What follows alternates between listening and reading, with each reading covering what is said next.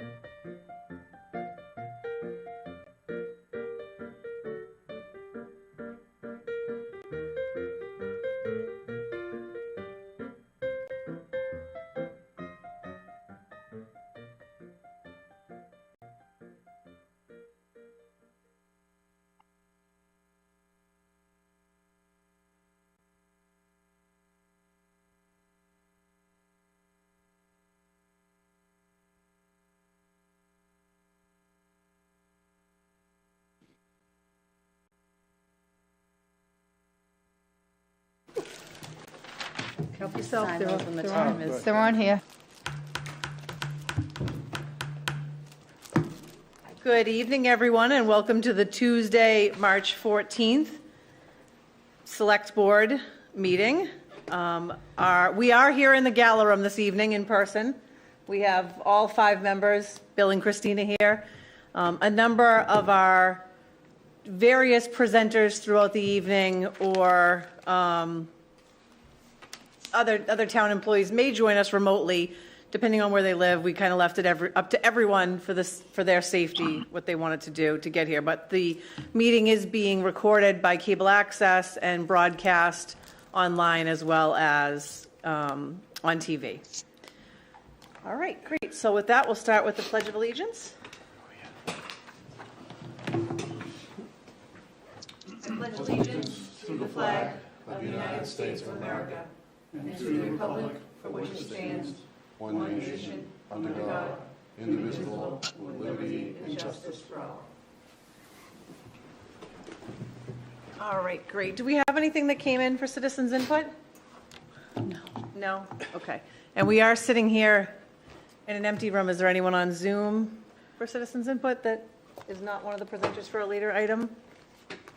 Not that I'm aware of, no, I don't believe so. Christina, the person I had told you isn't. I had Okay. a discussion with him, wasn't Okay, really that's what I was, I heard there was maybe someone coming. Okay. no. Okay, all right. All right, great. So we're going to start with our first item, the Building Department review of permit fees. So you may recall this item came in front of us a couple months ago, and we had some questions for Scott. So Scott has gone back and is going to present some updates to us. And these new fees would be effective July 1st, 2023. So we have a number of items in our packet, but Scott, I'll let you kind of summarize them and let us know what you're looking for. Thank you, Madam Chair, and good evening, boards of the Select Board. I can never get that name right because since it changed. Tripped me up at the beginning too.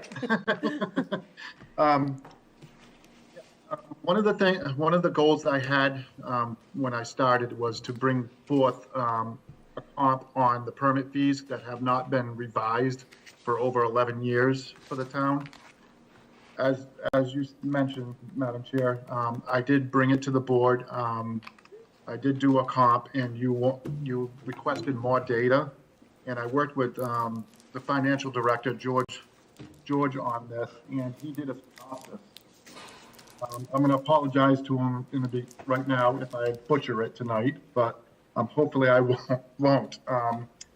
But basically, his synopsis shows that our total permits are like 80% of residential and 20% of commercial. I mean, the real number. Excuse me. Oh, I was telling Paul, Paul, could you turn it up just a tad? Thank you. You want me to speak louder? No, yeah, I think just I think he's turning it up a little bit too. Okay. The real numbers are like 77.2% and 22.7% or 8%. So for ease of things, we did 80-20. On the first page I presented to you folks, it shows that our total revenues for, I do believe it's fiscal 23, we brought in 86,000 and change in total revenues. But our building budget for residential and our building indirect costs were like $304,000.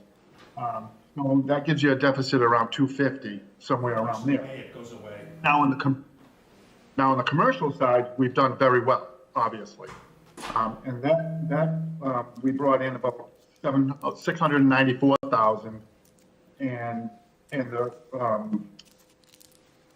total budget was probably, I think we got a net total of 607,000 we brought in. George, step in if I'm butchering this. I apologize. But right now, you're essentially going okay so far. Anyway, go ahead. Yeah. So basically, what's happening right now is our commercial is actually subsidized residential, and our residential is like 80% of our work anyway. So I brought before the board tonight, and I did clean up. I did take some of your comments into effect on this. Like like the 1%. People did not like that, and I agree. So I tried to keep it simple and do like the 55 cents a square foot right across the board.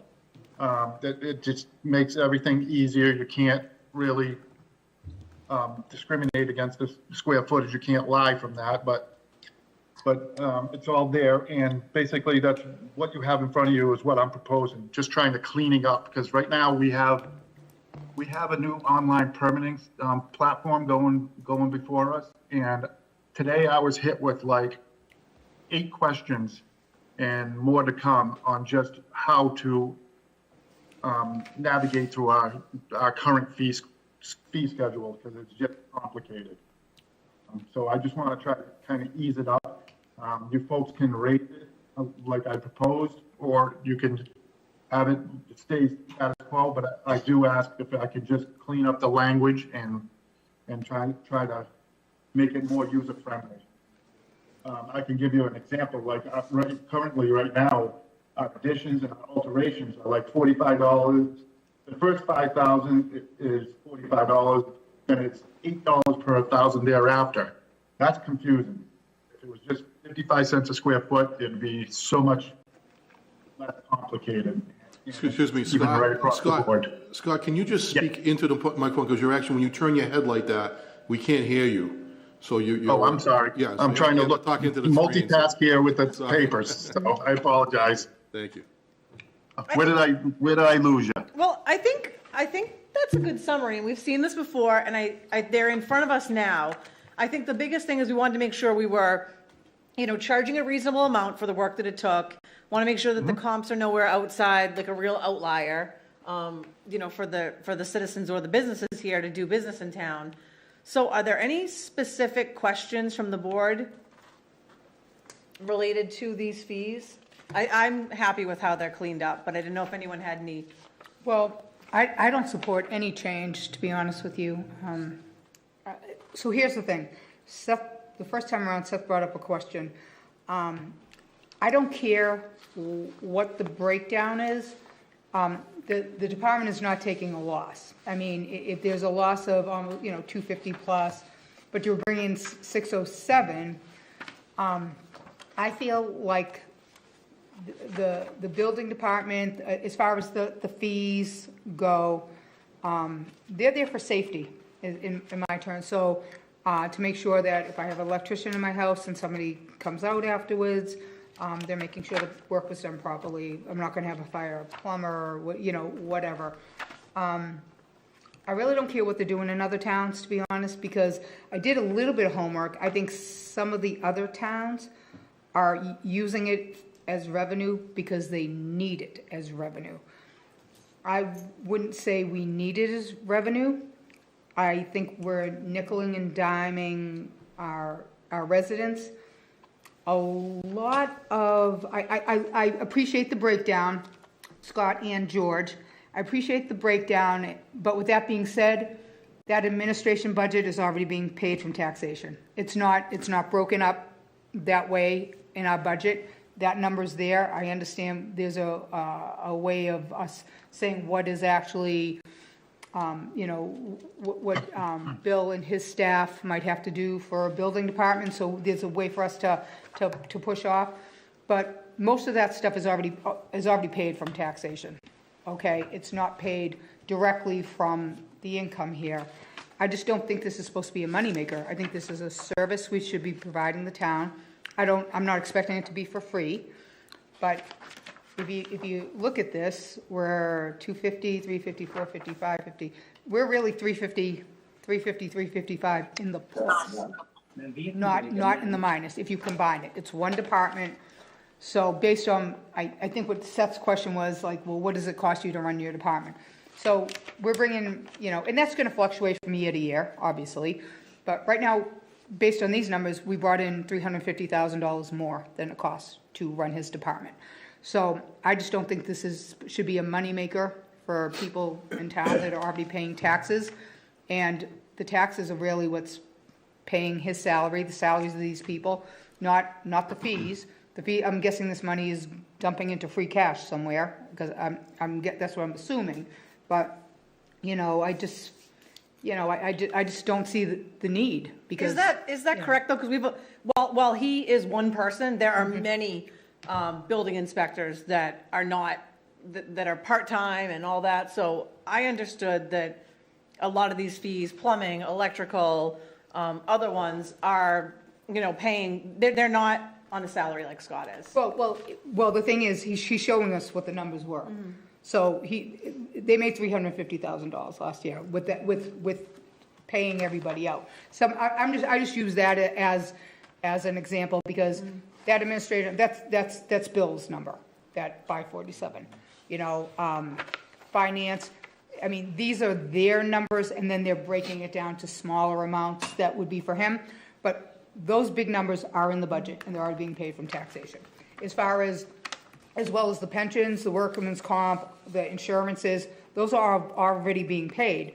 So if I'm reading it right, I think your department brought in $350,000 to $355,000 last year.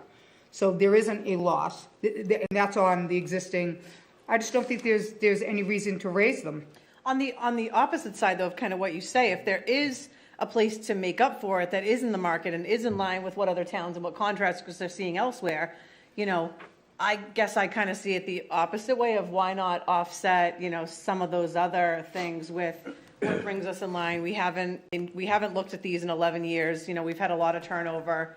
I do value Scott's expertise and kind of what we're seeing in the market, what's normal, what's average. I think everyone's got a comment, so let's, now that we've heard from you, let's hear from everyone. Go ahead, Dennis. Yeah, I mean, Scott, at the last meeting, I had raised the issue that I was disturbed that nothing had gone up in 11 years. You know, the fees were the same as 11 years ago.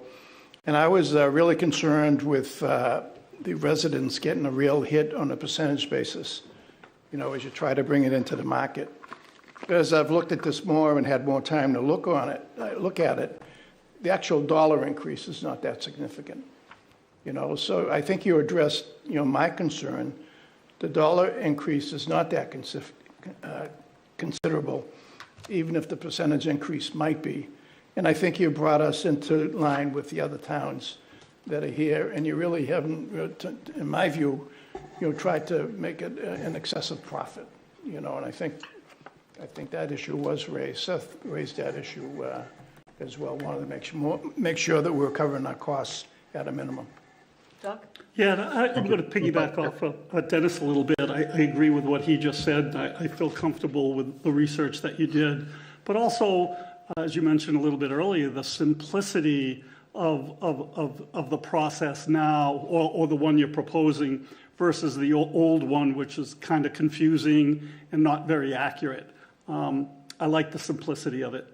And, you know, when it is a percentage of the value, it leaves a little bit in the hand of the applicant to, they say what the value is versus square foot is much more cut and dry. So maybe this is me talking as the daughter of a builder to understand, like, I can go in and I can say, oh, this is going to cost me $250,000, knowing damn well it might end up costing $400,000, and it's based on the value I'm putting in versus the square feet, which no one can dispute what the square feet is. I think it's much more black and white. Seth, any comments? Only that I'm just not tracking the numbers, and I'm not going to vote tonight, or if I need to spend more time with this to understand the shifts and the rates. So I understand that, and we've had it come up once. Is it just there wasn't enough time to review it? I want to be, you know, I don't want to get in the habit of us coming to the meetings and saying I haven't reviewed stuff that we have. I don't want to make a vote. Yeah, I'm trying to understand. So let me ask the question. The total that we're trying to cover is 700,000 or so. George, if you can chime in, I do believe that is correct. No, if you're looking at 780,000, I think that's what we brought in at an average in 9 years.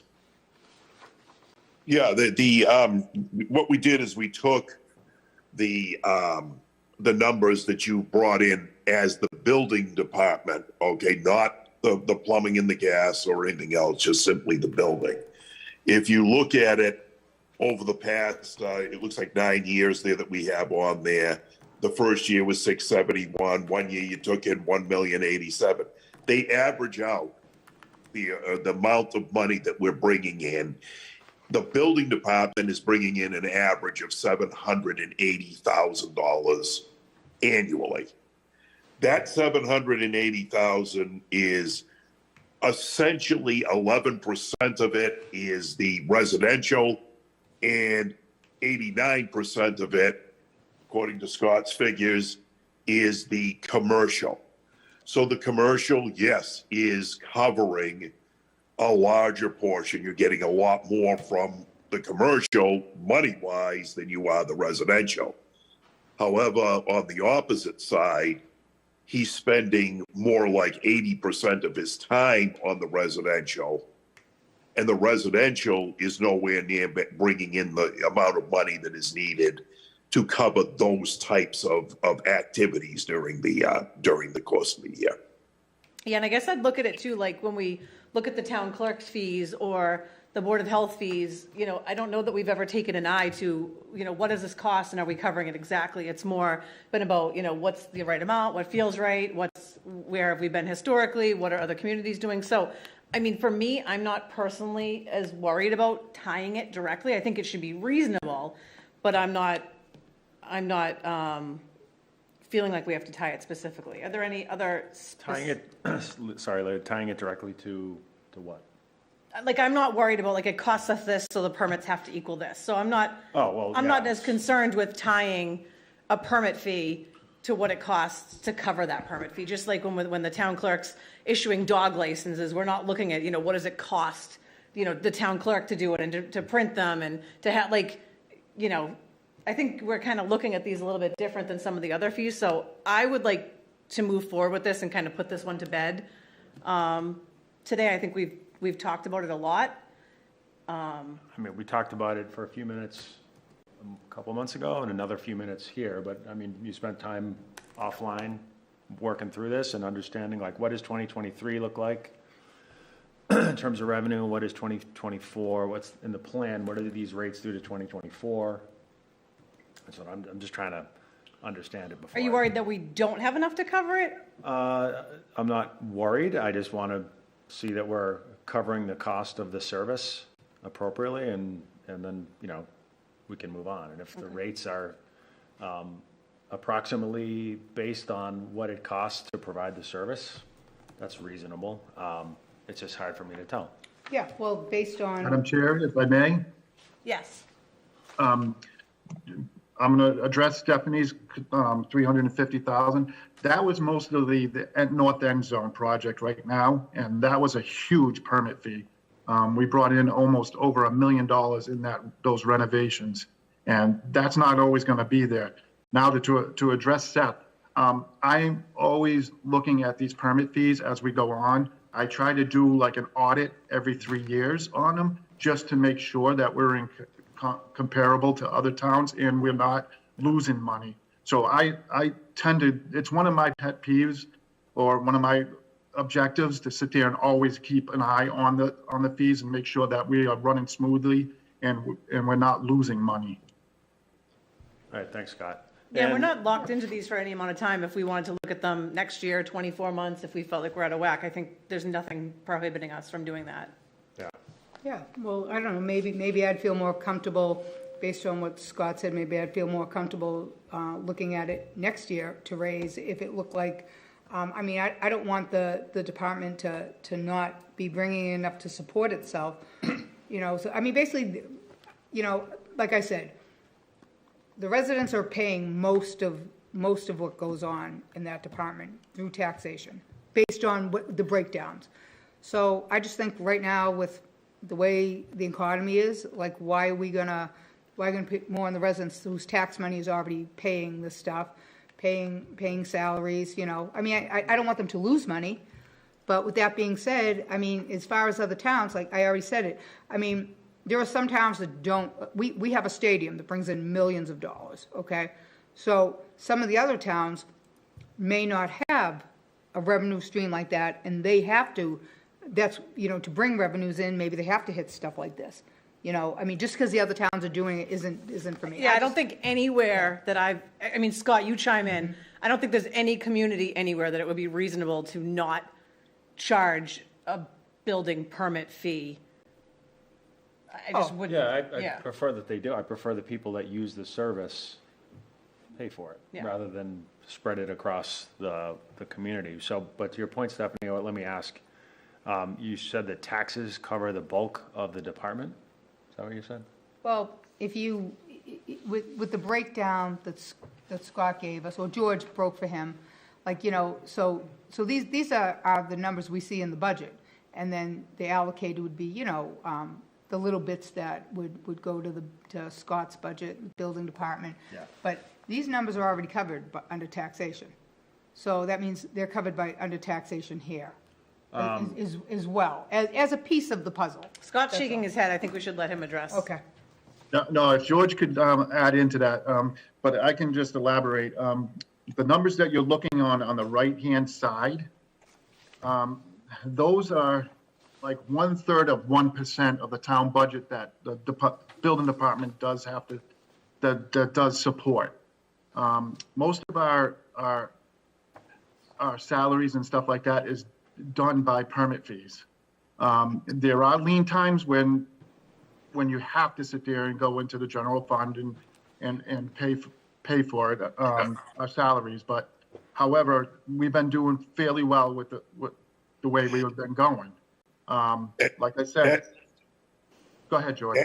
As we are moving through the budget that we're doing right now, what we're doing is we are combining the taxes, okay, the property taxes, local receipts, which includes the building inspectors, revenues, as well as cherry sheet receipts, which is state aid, which is taxes coming back to you from the state.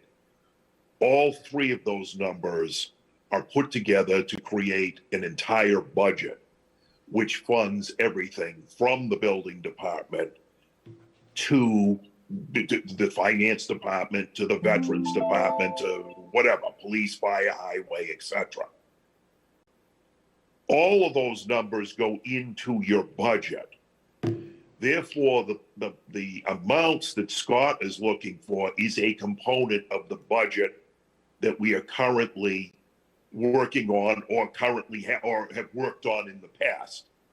The question that came up and I understand where Leah's coming from, is why would we break this down like any other?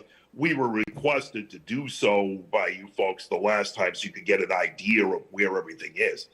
In certain instances, like let's say, I'll take the accounting office, we bring in virtually nothing as far as coming up with money to add to the pool, okay? We might take in a few dollars during the year for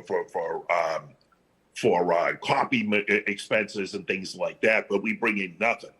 So all these, the piece that Scott is part of your local receipts, which is in or around, that's that fabled $11 million or so that we've been talking about as we've been doing this budget this year. And so it is a component of it. And ultimately what you want to do is, it's not a question of let's just do it for the heck of it, but at least stay within line with where everything else is, so that you are bringing in an equitable amount for the work that's being done. All right, so George, you would agree then that, so I'm glad you said that, because I forget that local receipts, that's right next to just about everything on the budget. Taxation, local receipts, right behind it. So, but we're still 350 plus. So there's $350,000 coming in from the building department that is going to anywhere else in the budget that's using local receipts. Yes, that's true. Okay. But what if you're trying to break it down and try to understand that what Scott does on a residential basis, assuming you took all that other out, you're losing money in that area. So it's actually a draw on the money that he's bringing in from the Yeah, commercial end of it. for me, I don't care. I'm looking at the big pool of money that comes in, just for me, the big pool of money that comes in, because the taxation part of the whole budget is being paid by the taxpayers, so yeah, so I don't care if it's broken down by commercial or residential. When Seth asked, I was curious what the big number was gonna be. You know, was the money coming in covering his department? And it is plus 350. So so I understand what you're saying, though, that more of the drain is residential for sure. The last point, I mean, if we could put a head on it, it comes around to just simplicity and accuracy. Yeah. And I think, to me, that's the most important part for his department, to make it run just a tad smoother. I agree. So I'm ready to take a vote on this. Yeah. And Can I just ask what the simplicity means? he mentioned that at the beginning, that Yeah. he was fielding It's questions. per square foot. Well, I'm looking, most of the residential ones, nothing changed from square foot to not square foot. No, he's Yeah. going to be, review it again, Scott. You're charging 55 per square foot. Like, yeah. Yeah, Right there was the now, unconditioned the fee is space and like the this. $35. Oh, yeah. And now I asked to bring that up to $75, which is comparable to other towns. And it actually covers us going out and doing one inspection, because our salary is a little bit more, and like with the broken down stuff that George presented to you covers that fee.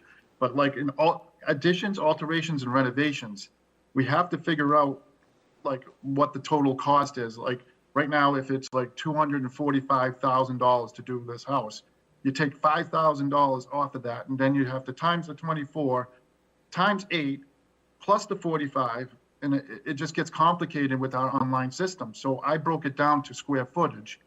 And the previous meeting, I actually presented 55 cents a square foot plus 1%. Yeah. But everybody was happy about that 1%, and I totally respect that. So I took that out.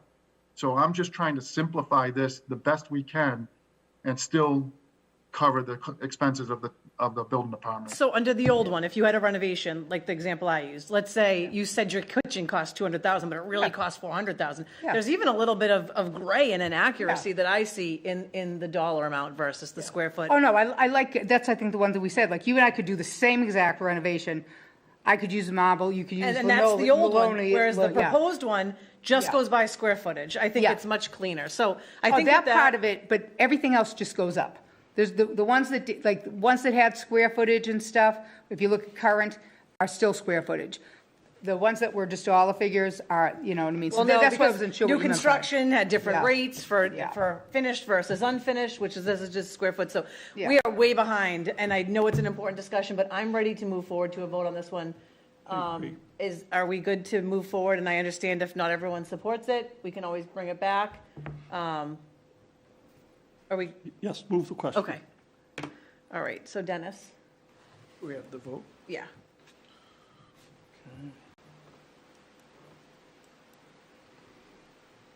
Motion to approve updated fee schedule for building inspections effective July 1st, 2023, as proposed/amended. Second. Any further discussion? All those in favor? Aye. All those opposed? All right, thank you, Scott.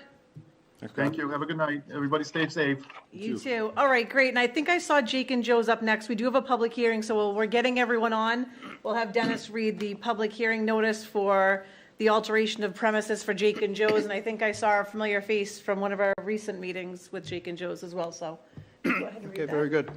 The Board of Selectmen, acting as the local licensing authority pursuant to Mass General Law, Chapter 138, will conduct a public hearing on Tuesday, March 14th, 2023, beginning at 7:15 PM in the Gala Meeting Room, Town Hall, 40 South Street, Foxborough, Mass., on the application of Grand Slam Restaurant, Foxborough LLC, doing business as Jake and Joe's, manager Jeff Reddington, 25 Foxborough Boulevard, Foxborough, Mass., the premises, close paren, for alteration of premises for an annual all alcohol on premises license. All interested parties are welcome to attend. All right, great. So Jeff, can you hear us okay? We're just going to make sure we can hear you okay as well. Yep, I can hear you fine. Can you hear me? We can. All right, great. And I think you were just in front of us recently. So if you can give us a little overview of your application, we do have the packet here in front of us, and then we'll see if we have any questions. Yes, so we have an outdoor patio structure that was built during the COVID time, and we're looking to get it as a permanent piece of our footprint here moving forward.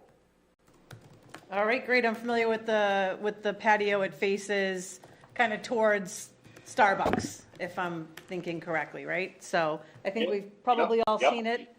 Any questions on adding that outdoor patio as a permanent feature rather than just the temporary outdoor from anyone on the board? It'll be an upgrade. Yeah, it's there. It's there, it's done, it looks permanent already. So no issues with No issues. outdoor, I don't know. Yeah, so they may take back outdoor dining, so it's kind of right now under the temporary. This would just make it permanent. I don't think, we know that they had an issue recently with their license, but I don't think we've had any issues with this outdoor area. And I know I've looked at it. I don't know that I've ever seen anyone out there. I see people more on that like 3-season porch, I'll call it. But anything, Katie, from your perspective to add, concerns? Nope, nothing for me. I mean, the outdoor patio was already reviewed by police, fire, Scott's team, planning, when the temporary outdoor was opened up, and then it was recently approved by the planning board to go forward with their alteration as well. All right.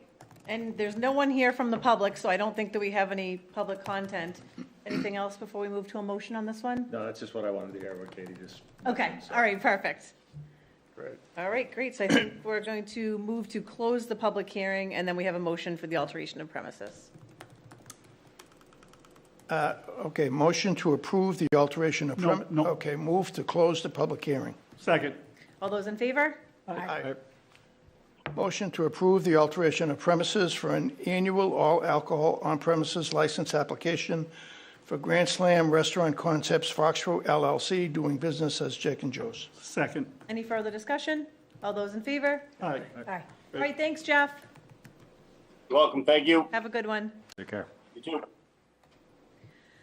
All right, great. Next, we have the Orpheum, and I have spent quite a bit of time with Catherine and Jim on this one. They have put a lot of thought into this. So this one is not a public hearing. We're just going to make sure we can hear you okay and that you can hear us okay. Can you hear us okay? We can hear you. Yeah, yep, that's fine. All right, great. So if you can briefly give the board an overview of your application for the change of manager, and then we'll see if the board has any questions. Okay, great. Thank you, Madam Chair, and members of the board. I'll start it off. So for the record, my name is Jim DeVellis, and I'm here tonight as president of the board of directors for the Marilyn Rodman Arts Center, formerly known as the Orpheum.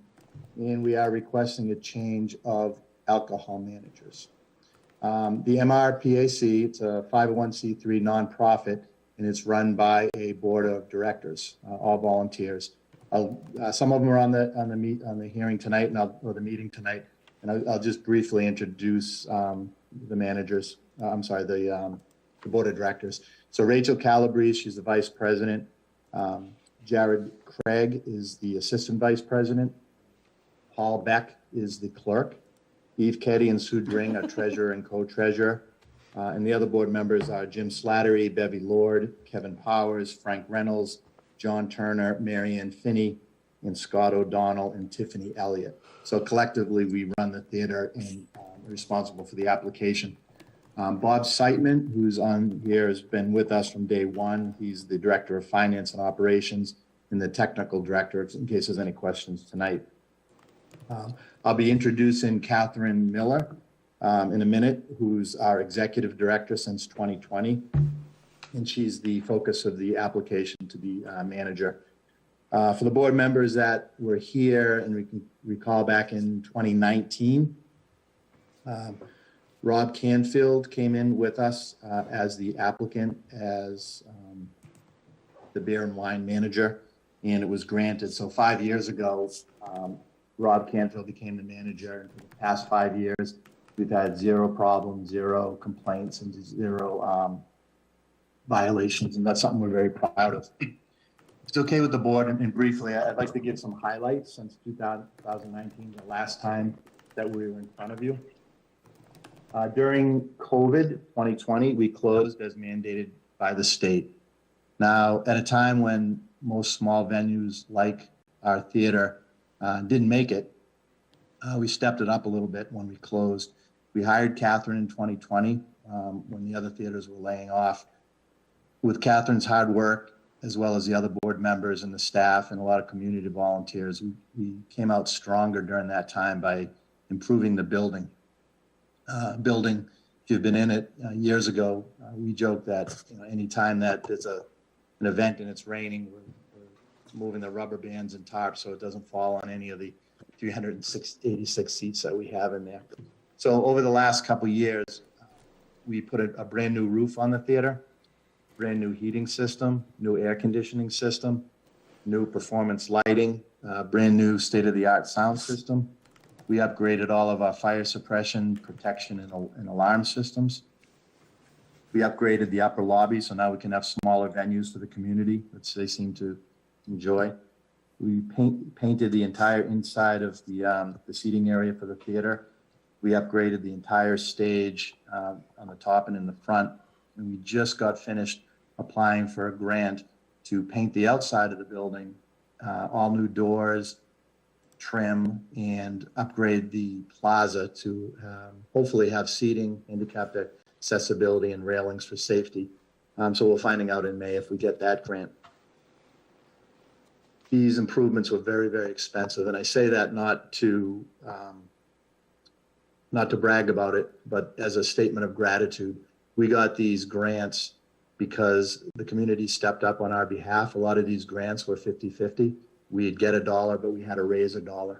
So the community stepped up. A lot of people from town government. Leah, as chairman, you wrote us a letter on behalf of the Board of Selectmen recommending us for some of these grants. Bill as town manager, Paige as a planning department, State Representative Barrow, Senator Feeney, all collectively at one point over the last couple of years kind of jumped in and said we were worth the investment. And we appreciate that. It doesn't go unnoticed. Along with the brick and mortar improvements that we did to the theater, we spent a lot of time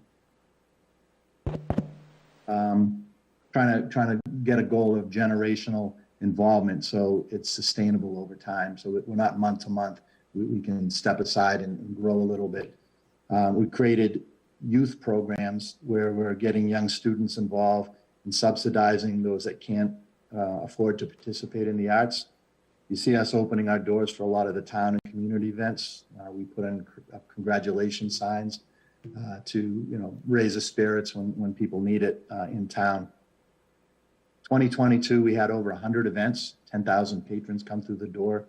Not bad for a theater that has no parking and one small popcorn machine. We've got 2 full-time staff, 10 part-time staff, and over 100 volunteers that we coordinate to come through, all fully trained. 2022, we were responsible for almost $500,000 in economic impact dollars that went back into our community, from locally purchased sales, payments to operational contractors like cleaning staff, sound, lighting staff, payment made to artists and renters that came in. We give back just as much as we bring into the doors.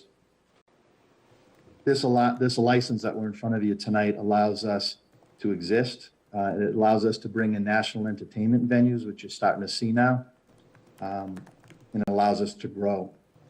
And to tell you the truth, if you've ever seen a Laura Canfield show, a little wine goes a long way to people to enjoy that. It was a joke a little bit, Laura.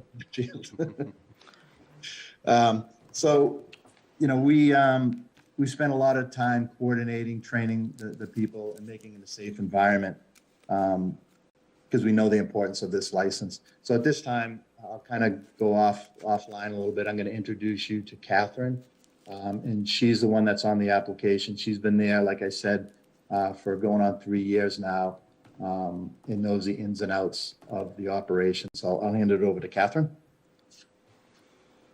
Thanks, Jim. Hi, everyone. I just want to thank you all again for your support. And if you have any questions for my application, I'm happy to answer them. So I'll update the board a little bit. I've never seen someone so thorough at making sure they understand the regulations and what they need to do.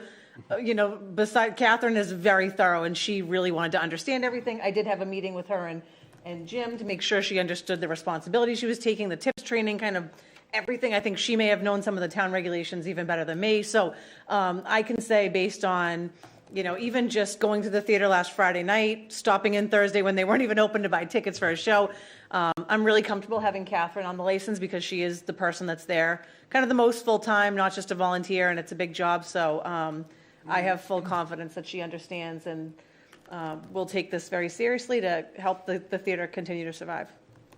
Thrive, not survive. Any questions from the board?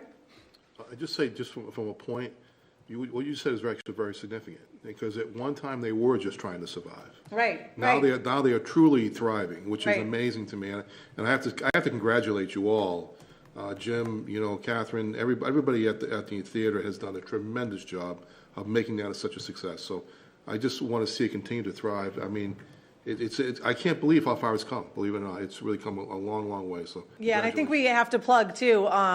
Catherine put together an event that's going to be on March 28th. We're trying to get Foxborough Common Business Collaborative more thriving than it is right now. And she put together an event that she wants to highlight how the theater and Shoveltown are working together and open the doors and have people come in and tour the theater and sample some beers. So the list just goes on and on with all the great things that Catherine is doing, uptown, the whole area as well as the theater. So it's very much appreciated, Catherine.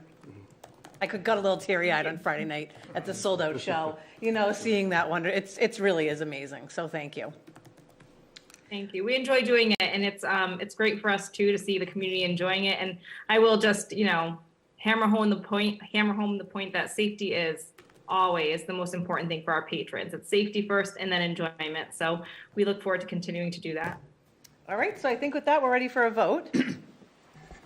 Okay, motion to approve the change of manager application for the Foxborough Regional Center for the Performing Arts, doing business as the Orpheum Theater, from Rob Canfield to Catherine Miller. Second. Any further discussion? Just want to say thanks, what everyone said, Jim, your board, your staff, it's been wonderful. And I have one quick question. Is it going to be painted pink again, or are you guys going to change the color? Be determined. Or have you That's the decided? question TBD. That's the question of the day. There's a little bit of a mix on that, but we'll see after May when we get the grant. If that's our hardest question, that we're in good shape. There we go. I also just wanted to mention Skip Barry's on the line here also. He's one of our board members, and I forgot to mention, he lives right next to Town Hall, and he's been very involved with the theater as well. Great. All right. So with that, all those in favor? Aye. Aye. Thank you very much. Okay, thank you all. Appreciate it. Thank you. All right, so up next, we have a common vic application for Crumble Cookies. Do we have, all right, Dennis, I see your shirt. I assume you're a Crumble Cookie guy. I am. All right, I have a 13-year-old and an 11-year-old. They are so excited. So tell us a little bit about the application in front of us. All right. Well, Crumble Cookies is, as I would anticipate, it's a cookie shop, and it's a nationwide franchise, over 800 locations, or approximately 800 locations. I already have locations in Worcester and in Attleboro. I'm excited to be bringing a franchise to Foxborough. Well under construction now. We're hoping to open possibly in the next 30 to 45 days. I'm also very proud and happy that we are able to bring over 50 jobs to the community. A lot of those part-timers and high school and college kids as well. So the really unique thing about Crumble is that it's fun, and it keeps it fun by every week we change our cookie flavors. So we have six cookies every week, and every week they change. So it keeps everyone coming back in and trying to find out what they are. So it keeps it very fun and exciting. Now I don't have to drive down to Attleboro anymore. Exactly. Well, and believe it or not, never mind Attleboro, I have a daughter at Worcester State, so Oh. she and her friends are frequent flyers at your place, and they have made their way home to Foxborough when she's come home on the weekend, so I've had the cookies as well. They're phenomenal. And I just see a note here that we need your workers' comp affidavit before you open. You're looking at early April, and you're working with the Board of Health on all your food permit and health inspections. So anything else to add, Katie, or is that, everything else is in good order for us? Yep, everything else is in good order, and we'll just wait for Board of Health to do their final inspection before we issue our common vic. All right, great. Any questions from the board? All right, I think we're ready for a motion on this one. Okay, motion to approve the common victual license application for Above the Line 3 LLC doing business as Crumble Cookies. Second. Any further discussion? All those in favor? Aye. All right, luck. great. Welcome to Foxborough, Dennis. Thank you. Congratulations. Congratulations. All right, and then another Patriot Place one. I see Mr. Miller is here, so we will ask you to just keep it brief since I think Fat Tuesday was just in front of us. So if you, and I think at that time you had told us as well that the manager at the time was kind of temporary until they hired someone, if I'm remembering correctly. So Mr. Miller, if you can just give us a quick overview of the change of manager application here. Absolutely, Chairwoman Gibson. Members of the board, Tom Miller again here before you on behalf of Fat Tuesday. I'm joined by Dennis Brewer, who is the proposed manager of record. He's a U.S. citizen. He's TIP certified. He's very experienced in the food and beverage industry. He's familiar with the laws of the Commonwealth, the ABCC, Foxborough zone regulations for the sale and service of alcohol. He's been in the restaurant industry for many, many years. He's worked in restaurant management for more than a decade, including as a bar manager and a general manager. He has a very in-depth knowledge of how best to, very in-depth knowledge of the, safe sale and service of alcohol, how to run a restaurant appropriately. He's a really good applicant, a really qualified applicant for this position to replace Sammy as the permanent manager of record for Fat Tuesday. He has reached out to Tom with Fox Cares, so he's going to be connecting on that and work with them to continue to operate with best practices. We want to thank you for hearing this application, and we're happy to answer any questions you may have. I always appreciate when the serve safe tip license is right in the application packet, so thank you for that. I don't have any questions. Does anyone else have any questions? I did have a chance to stop in. It's cool. There's like a little neon wall. It takes a nice picture, so. Any questions from the board? No. All right, with that, I think we're ready for a motion. Okay, motion to approve the change of manager for 190 Octane Patriot Place LLC doing business as Fat Tuesday from Sammy Guerrero to Dennis Brewer. Second. And under further discussion, sorry, Katie, I skipped over you. Anything else, any concerns, anything to add? My apologies. Sorry, nope, nothing for me. All set. Tom submitted everything. It looks great, so we can submit to the ABCC tomorrow morning. All right, great. So with that, all those in favor? Aye. Aye. All right, thank you very much. Thank you. Lots of Dennis's tonight. Yeah. All right, great. So moving along, what do we have next? So we have the additional budget request, positions review, and I can't believe Chris got in a button-down shirt. I imagine he just came from plowing her on the road, so you didn't need to do that. But we have Chief Michael Kelleher here to talk about the two fire positions, and then we have our DPW Director, Chris Gallagher, to present his positions as well. So up to you if you guys want to come up one at a time, if you want to just both come up. Come on up. Tag team. Just give you my eye candy and people at home. All right, so we do have your packets. Thank you for sending that in advance. If you can give us, I know some of us may have been here, like I know some people, Seth and Stephanie, heard your presentation. I heard your presentation at AdCom. So if you guys can give us kind of an overview, and then after this, we're going to talk about free cash, and then hearing about these positions will help us vote on the budget kind of right after, so. Awesome. So I'll try to make this as brief as possible. So by every metric, every kind of, everything we look at, run volume, population, things like that. We've even had a study done, an independent study.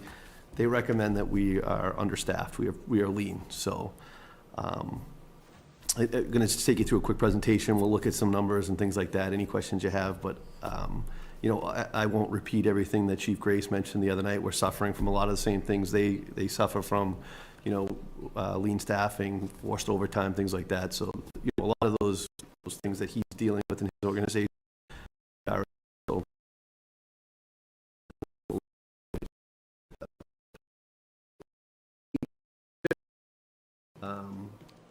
We have, this is our deployment strategy.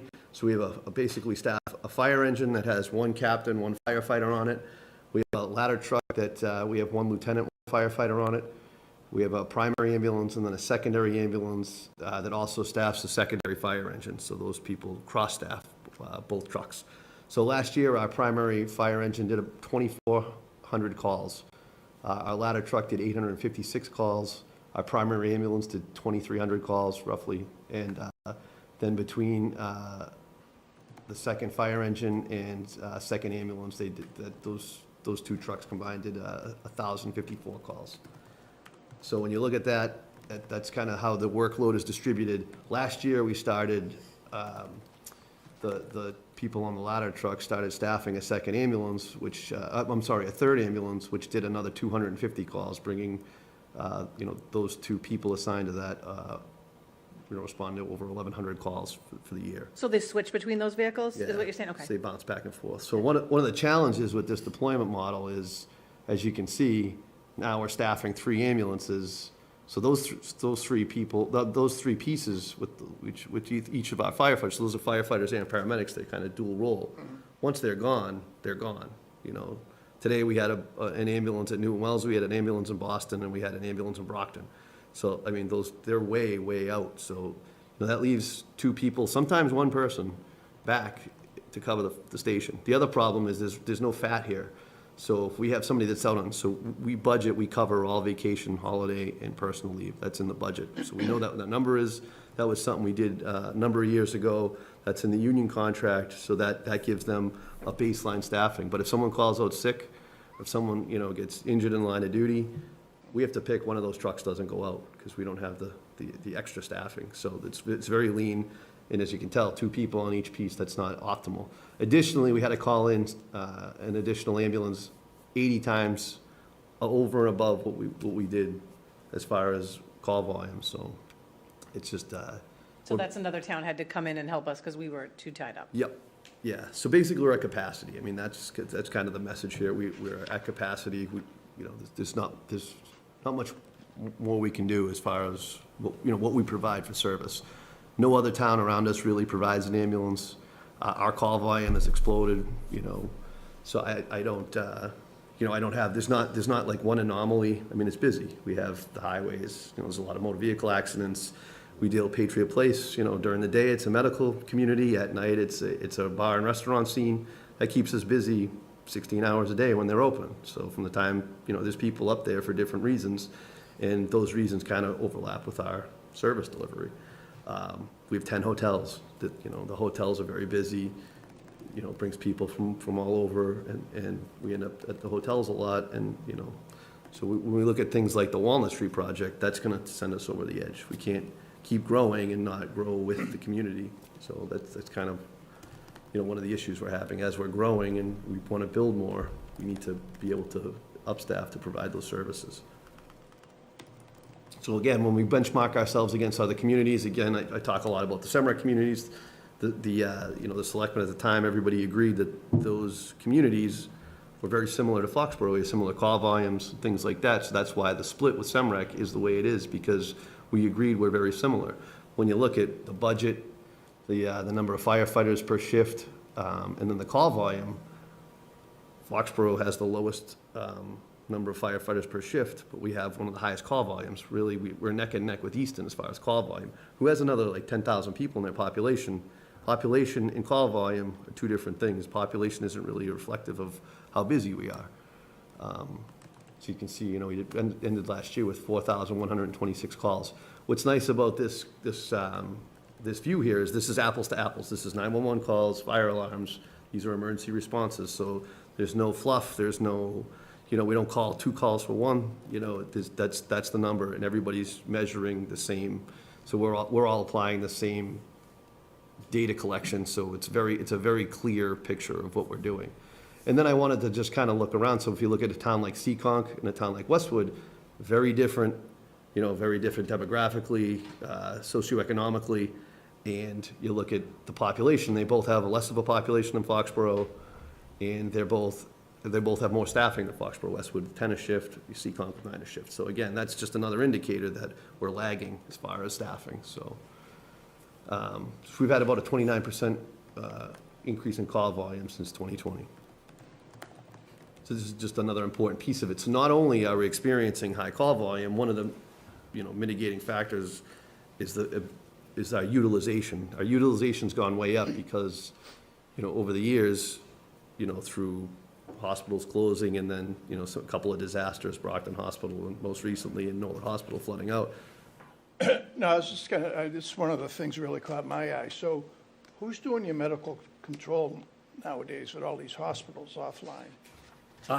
So we had a medical control physician, so we have two medical controls. So we have a service medical director, which is, was a doctor that was employed by Norwood Hospital. Right. Now he's over at Good Sam, and then we have our overall medical controls out of Sturdy. Right. So we kind of have to shift. Are you seeing your paramedics doing much more in the field now with, because Yeah. you're moving the ERs into the field, really, basically? Yeah, so now, where we would, we'd start on a treatment protocol, and as we would kind of get through that treatment protocol, we'd get about 15 minutes into the call, we'd be at Norwood Hospital, we'd hand them off. That was 80% of the time. Right. Now, we're getting further and further into those protocols, and, because we're taking care for the patient for a prolonged period of time, especially when, you look at going to Boston in the afternoon with rush hour and things like that, the traffic. So we're certainly spending more time with the patient. The paramedics are utilizing more medication, more skills on those patients because we are with them for a prolonged period of time now. So this is interesting. This is the late 90s. These are the hospitals that were available to us. And when you see a lot of them, we had Goddard Hospital in Stoughton that closed in the late 90s. We used to have Southwood Hospital when I first got on. Southwood Hospital was right over the line in Norfolk. It was fantastic because we could be back in 10 minutes. Drop somebody off, we'd be right back in town, we could take calls out of the emergency room. But now, when you look at it, and most recently with Brockton, that just puts more pressure on the region because our overflow was going to Good Sam and Brockton. So they have they're one of the closest cath labs we have. So if you have a cardiac issue, one of the cures for that is a cardiac catheterization. They have a cath lab at Brockton. So we're going to Good Samaritan and Brockton for that service now. But they're so overwhelmed there because of the closure of Signature Healthcare in Brockton, the other hospital. It's causing a massive disruption in healthcare in the region. I think I saw you on the news too about that. Like, it Yeah. seems like you're kind of leading We're the trying. charge too with being loud about it. We are, yeah, because we're going to have, we're inviting hundreds of thousands of people here, over the course of the summer and the fall. And, there's not a lot of capacity for overflow, as you can see. I mean, look at the beds we've lost. You think about this, I think Norwood had 68,000 hospital visits a year in their emergency room. Those 68,000 people are going other places. So aren't the 50,000 people that went to Signature Healthcare in Brockton, those people are going other places. So when you look at the, that saturation, saturation of those emergency rooms now. The other thing people don't talk about is Pawtucket Memorial right over the line closed right before COVID. So all of that volume's coming up to Sturdy as well. So it's really an issue, and that's what I've been trying to highlight.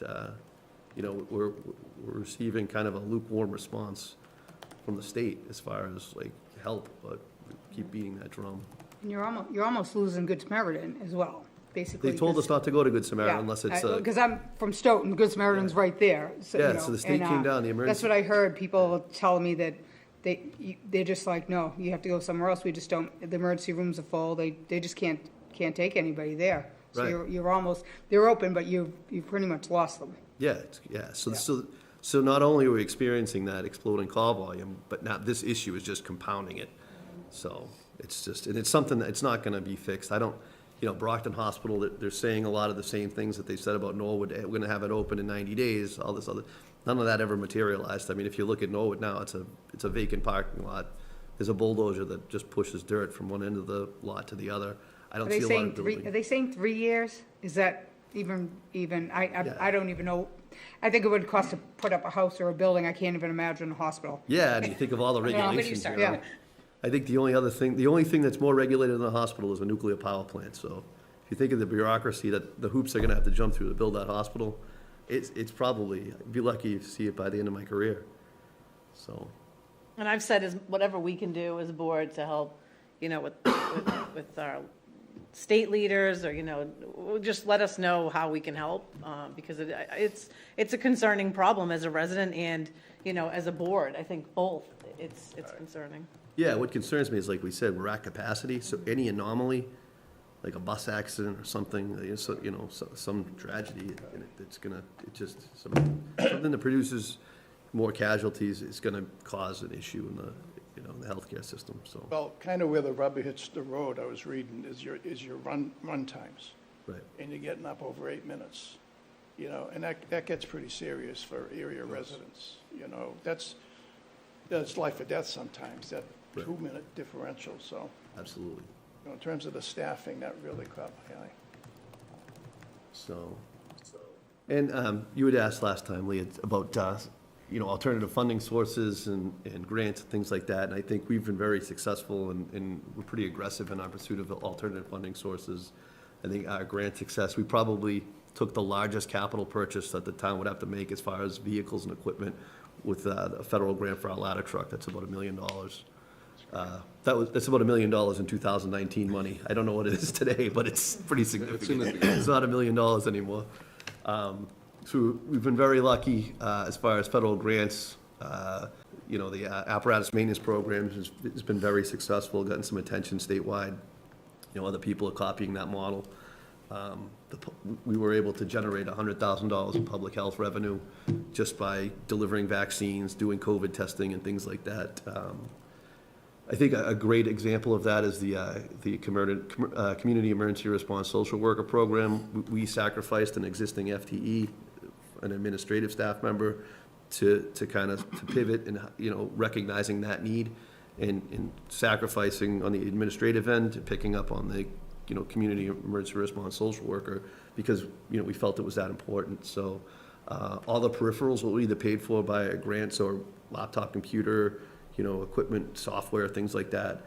And then some of the larger capital items we paid for out of the public health revenue because, it's directly related to public health. So we were able to buy a vehicle for that person. So none of that actually hit the taxpayer. So we were really proud of that endeavor.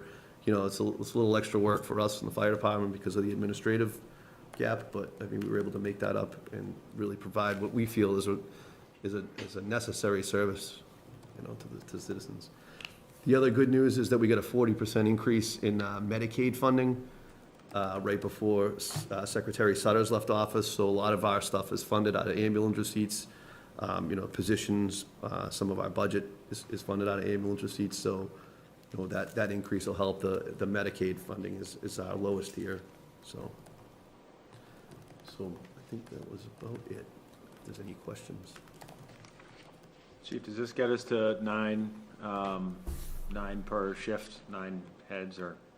No, this gets us halfway there. So my original proposal was about 200,000 to stagger in 4 people in the next fiscal year. Discussions with Bill, that was reduced to 2. So that gets us halfway there. So we really need 4 to make it 9 across the board. Okay, thanks. Any other questions? I think they're going to be hanging around just in case anything comes up, right? I don't know, Absolutely. Chris, if you can. I know you've got a busy night, but. Any questions before we move on to DPW?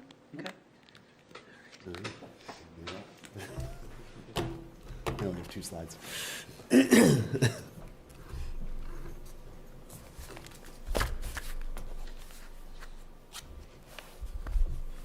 Stay up here with you? Sure, why not? All right. You can be my eye candy. Better. Classic. All right. So I've got 2 positions we're looking to add to the DPW. The first of which is in the water and sewer department. So this is an admin position in the office, coordinator position. I don't have all the fancy metrics that police and fire do. DPW does not compare ourselves to each town the way that police and fire do. We just don't have those metrics in place. We're working on it nationally, but we don't have them right now. But, some of the historical data, the office has had 3 admin staff for at least the last 25 years. Eileen Hurley recently retired, actually a year ago retired. She was here as part of that, 3-member staff 25 years ago. The town has grown, at least in water customers. In that time frame, we had over 50% growth in the water department for customers. So population hasn't increased that much, but as far as water customers, we have grown in the water department. Some of the things that we're struggling with right now, DEP and EPA, the regulating agencies for the water department, have increased what we need to do for them. A lot of it is paperwork, a lot of it is just administrative work, collecting data. Some of the things they've added to us recently, the lead and copper sampling program, PFAS testing. We have recently, last year, went through an M36 water audit. And I will say I do have Bob and Lance are on Zoom. So if there's, some specific questions on the water side of things, Bob can jump in. Although he'll happily sit quietly and just listen. That M36 water audit was a grant program through the state, through DEP, that brought a third party into our system and looked at every nook and cranny of what we do to find out where we can improve our systems. So we actually have our second round of that audit this year. One of the things that they did come out with was, lack of redundancy and resiliency within the admin side of things. The biggest point of failure is our billing. We have one admin that does the billing. The other 2 just don't have time with all these other programs in place to learn that software and to be that backup person.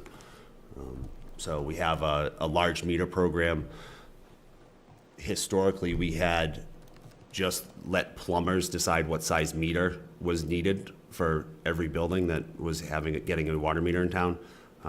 That has led to a lot of issues with not collecting correct flow through those meters, not having the right size meters, so they're either too small or too big. So we now have a right size meter program. Every time somebody comes in looking for a water meter, we put it through a process.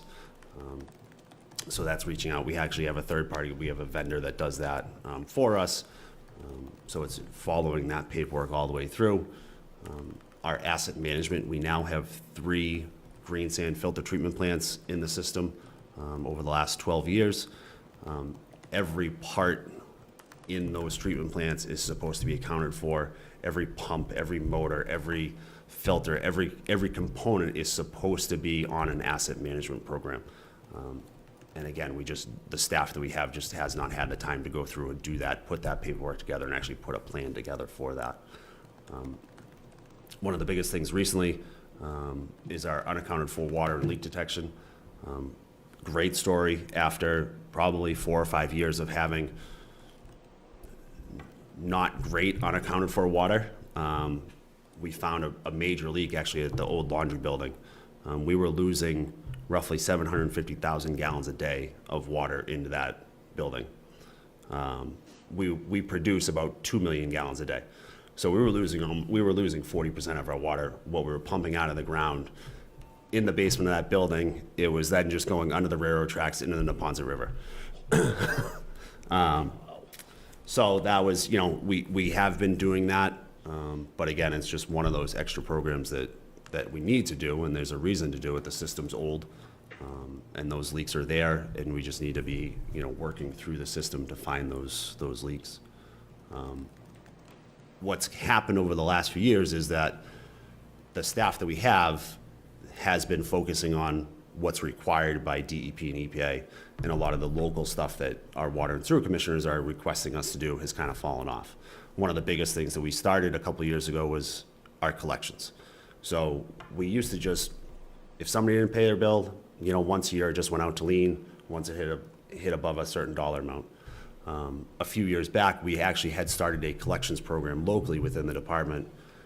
If somebody was 60 days past due, we were actually reaching out to them. And if they needed to get put on a payment plan, we were putting them on a payment plan. A lot of people just were struggling. Once you miss a bill, it's one of those things that's hard to catch up sometimes. So we were working on putting them on a payment plan. We had $500,000 of outstanding bills. And this is stuff that was like several years old. And within, 6 months, a year, we had dropped that number down to almost, half. So the water and sewer commissioners have said, we want our money, we want it now. So they would like to see that program get implemented again as one of the local initiatives that we're just don't have the time to do. I said it earlier, redundancy, resiliency, we just don't have the backup for that billing. Bob had actually asked one of the vendors who does billing for some municipalities and has the ability to do that, what it would cost for him to come in on a monthly basis and do our readings and do our billing. I think he was, $25,000 a month to come in and do that work. So if our primary admin for that work gets hit by a bus, that's the term. If somebody gets hit by a bus, what happens? There's nobody to do that work. We're going to pay a vendor, close to $25,000 a month to come in and do that. This is enterprise fund, so it is split the same as the rest of the admin and water technicians' positions. It's 90% paid out of the water and 10% out of sewer. So it is an enterprise fund expense. The Water and Sewer Commissions has been requesting for at least the last 5 years for this position to get added in for a lot of the reasons listed above. So that's the Water and Sewer Coordinator position. Is that paid for by water receipts and sewer receipts? Correct. This new person will be paid? Yes, so that'll be paid based on the rates that people pay when they use their water. So that's water and sewer bills. Okay, So not general fund money. okay.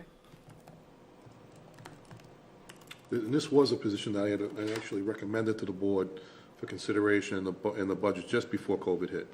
And then we had to go back and change it. So they've gone an extra 2 or 3 years without it because of that. Yeah, that was going to be my question. So there's an actual revenue offset by adding this position So this, in terms of net revenue. so this does not, this gets paid off of and will get factored into the rate increase and the rates that are being charged for water and sewer use. Okay, but it's built in. Yes, yeah. And so the we- commission who sets those rates is in favor of this? Correct. Yeah, so the enterprise budget is actually their budget. So the water and sewer budgets that come forward at town meeting and go through advisory committee, they're not select board budgets. They're actually water and sewer commission budgets. So they vote those, they approve those. The recommendations to town meeting come from that board. All right, and the other position is a highway labor driver position. This goes back to 2020, again, another position just before COVID. I was actually requesting an additional mechanic at the time. So we were, at the time, staffed with 3 mechanics, which again was historical staffing level for over 50 years over in the DPW. The town and what the DPW maintains is 160 registered vehicles. So that's everything with the license plate that gets driven on the road, every heavy piece of equipment that the DPW has. We do everything except for the fire apparatus. So police cars, school buses, COA, facilities, which is central maintenance, which is new. Over the years, the water and sewer department used to just send their stuff out to a garage or they'd fix it themselves. That has now, since we're at DPW, that has come back to the DPW as an increase. We were in that 160 pieces, we were roughly 54 pieces of equipment per mechanic.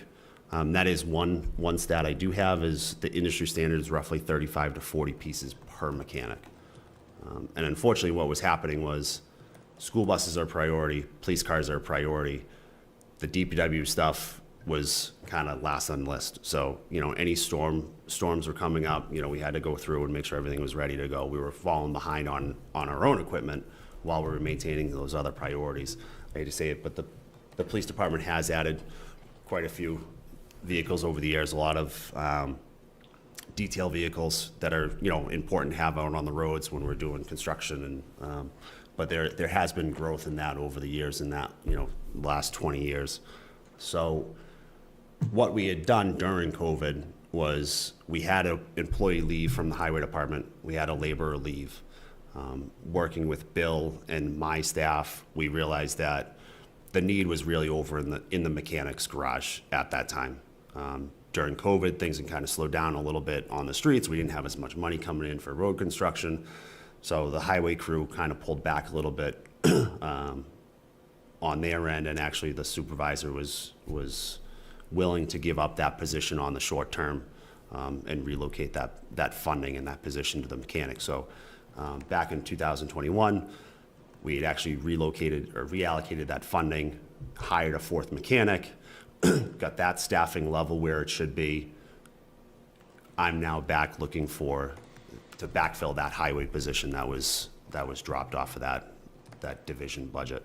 Some of the things that we've been working on and growing, the stormwater requirements continue to grow. Our MS4 permit is in now, it's in its second permit. We're almost 5 years into that permit. It's a 10-year permit. And those requirements include catch basin cleaning and measuring. So those catch basins need to have a sump, a depth below the pipe less than 50% full. So we're working on getting all those measurements.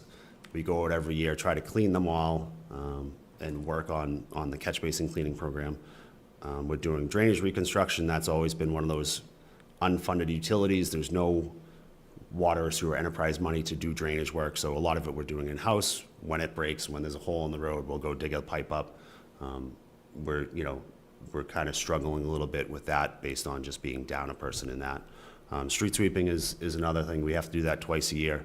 A lot of that has actually shifted. It used to just be an overtime function. We've shifted a lot of that to daytime work, so we can actually make up some ground during the daytime hours that street sweepers usually out for 6 to 8 weeks every spring and every fall.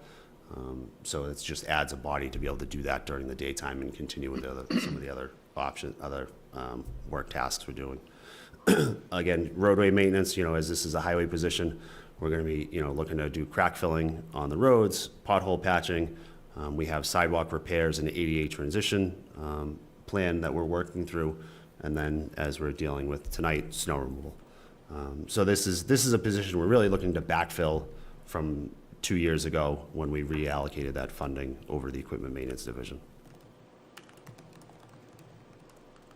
All right, great. And I forgot to ask you, Chief Kelleher, but both of these are to be hired. Just remind us of the dates. This is one of the ones that would come in at the start of the year, is ideal? Mine would be the start of the year, yep. Okay. I think we had one in July, one in January.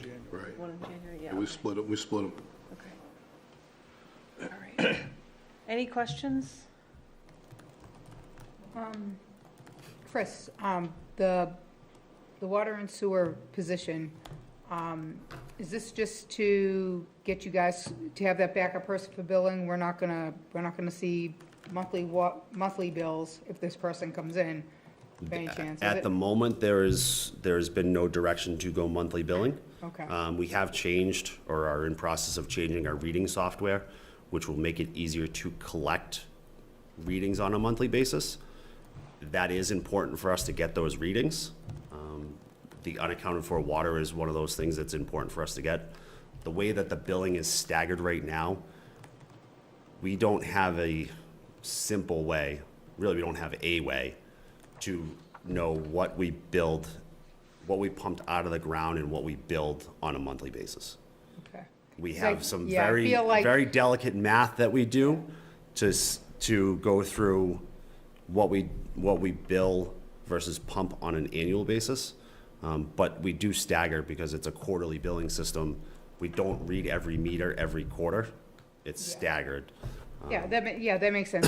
But at the moment, there is no directive. That is I felt like the when- purview when- of the Water and Sewer Yeah, Commission when if one they of these decide to do it. positions came up before, it was, I didn't feel, I know advisory committee wasn't that keen on creating a position then to change to, and I don't think there was an appetite for people to get a monthly bill. So I just want to make sure Which this is because you guys need this Are you right talking now. about years ago? Because I haven't heard the monthly thing this year. It was about 3 or 4 years Oh, ago. okay, so you're Yeah. going back a couple years. Yeah, yeah, because he's been asked this position for 5 years. I just felt like, At least. yeah, yeah. Back No, to no, I- Roger, right? Yeah. Yeah, no, I can get, I feel, just for myself, I feel like I can get behind you when you're like, I need somebody so we There, can- so we there can is get the work plenty for done. this But- position to do besides going And monthly we've heard billing. so much about roads and sidewalks too, and if we're going to make progress there, we Yeah. probably. Yeah, yeah. I just feel like the census, and things change, it's up to the people at town meeting, not me to say, but it didn't seem like there was an appetite to then create a position so you can go to monthly billing. No, there's But plenty this- of other work to be done. This is the need you need for now. I mean, to that, there are still people there, and I know Bob has talked to more people than I have about it, but there are certainly people that have asked for more frequent billing. Because what happens is they get a running toilet or a leak in their house, and now they're 90 days out, depending on when that leak started, and all of a sudden they're getting a bill that's, 3 times what they would normally get charged. If we're doing it on a monthly basis, we see that information, and we call them. As soon as Cheryl sees a reading that's high, and the fact that she can look through and just knows historical data, she's calling those residents to say, hey, you may want to check your toilets, you may want to do this, you may want to look at this. So, if we can do that more frequently, there are people that are going to benefit from that. But that's not on the table at the moment. We haven't been asked to do that recently, so. Okay, great.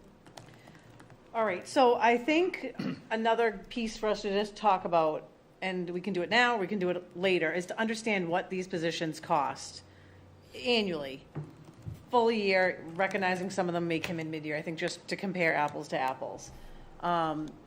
With the salary and the benefits and everything, I don't know if we want to give one number, if we want to break it down by position, how you guys are prepared for that. It sounds like yours are coming from water receipts. Well, one of your positions are as well. I mean, I, Is George still on it? George and Maria are both on, yeah. So I would assume they're taking that one, but, Yeah. yeah. works for me. Oh, yeah. Yeah, well, and it was good to know because of the confusion. Yes. I mean, we assumed one thing, now Mike's saying, then we were told it was half a year, but now Mike's saying one might be half, one may start right away in July, one may start in January. So, yeah, George, it'd be good if you could break down maybe, The whole year. yeah, yeah, for each department too, just like, if Mike's is gonna be 1 and 1, I don't know if Chief Grace's is the same, or yours is July, or, if you could just kind of give us the breakdown on when these positions start and what they're gonna cost? But let's just look at it as the annual amount, regardless of when they're gonna start.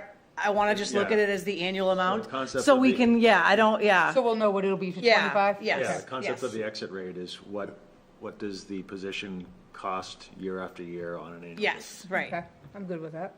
So Marie, do you have that broken down? Yeah, go ahead. Yeah, that information was in the handouts that I asked to be forwarded to you. There was a separate document on the new positions. So Yeah, I think it- basically the It's way, under Chief Kelleher's Yeah. line item. I just want to talk through it, because not everyone at home, it's new position breakout, I think is the document.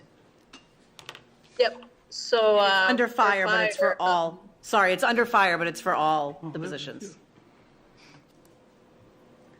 So for fire, if the 2 firefighters / EMTs were to start on July 1st, would be about $157,600.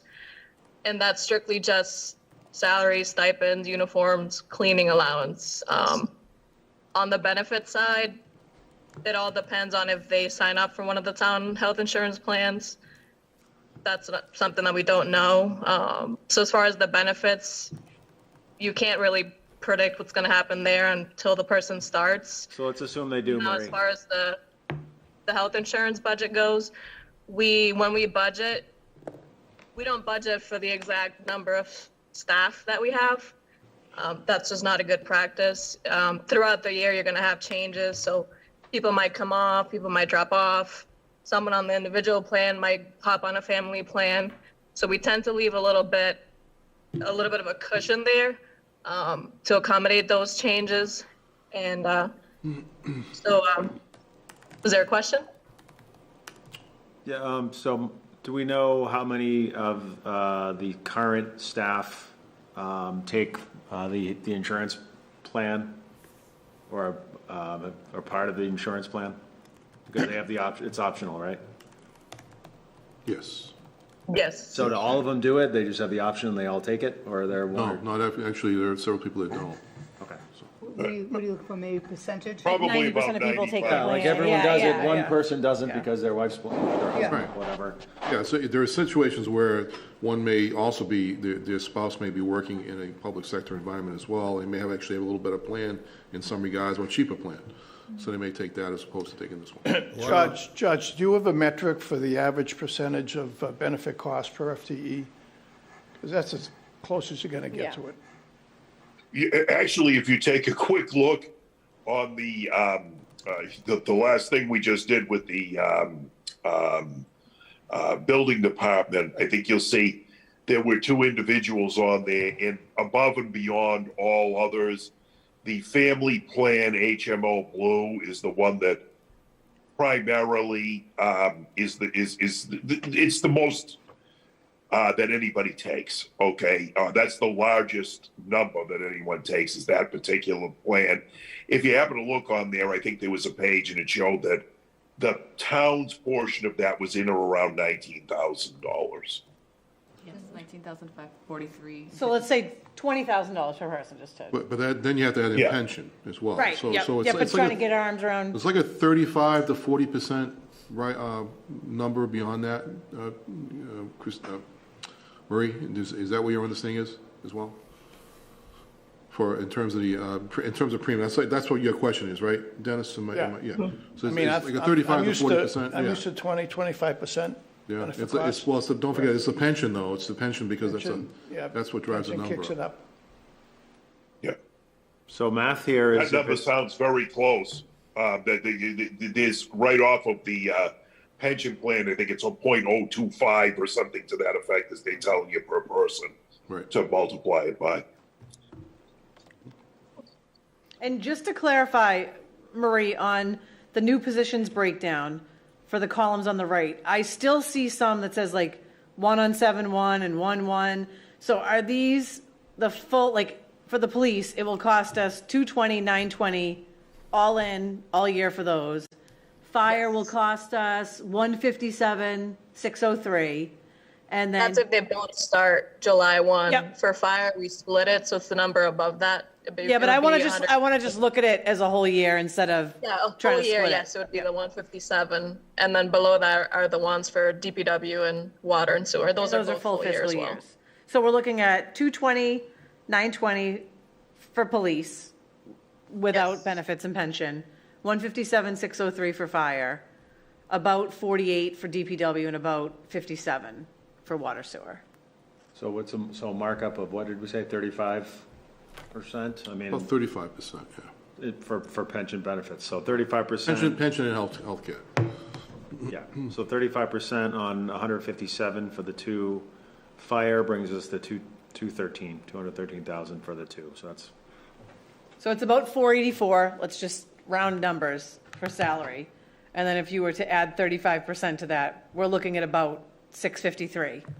653, yeah. A year, And that's all in. assuming, once again, that they all take the family, the most Right. expensive health plan.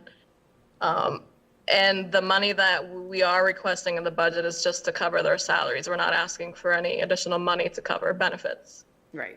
That's being supported with the existing money that we have. Yeah, so I think what Marie was saying and what I understood from when I sat in on AdCom is like, let's say there might be like a padding of 10 positions because some people leave, some people go through the year. So Marie and George feel that the benefits can be absorbed in the budget as it is now based on kind of the padding for people coming and going. so that's fine. I That's understand correct. the budget, but what people want to know is, what does it actually cost? Right. Whether it's in the budget or not, and like 650 is about. 653, I think, is our number. Yep. Yep.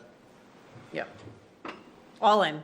That's the reason why we staggered them, because we could actually, be a less of an impact on the budget from that. Yep. Yep. And, where I'm at on these, like, I'll go first. I think, with COVID, I almost see some of these positions as really catch up for the last few years. So I know hearing 6 is like, whoa, you hear 6 and you're like, wow, that's a lot. But, really we were at 10. It probably could be even more than that.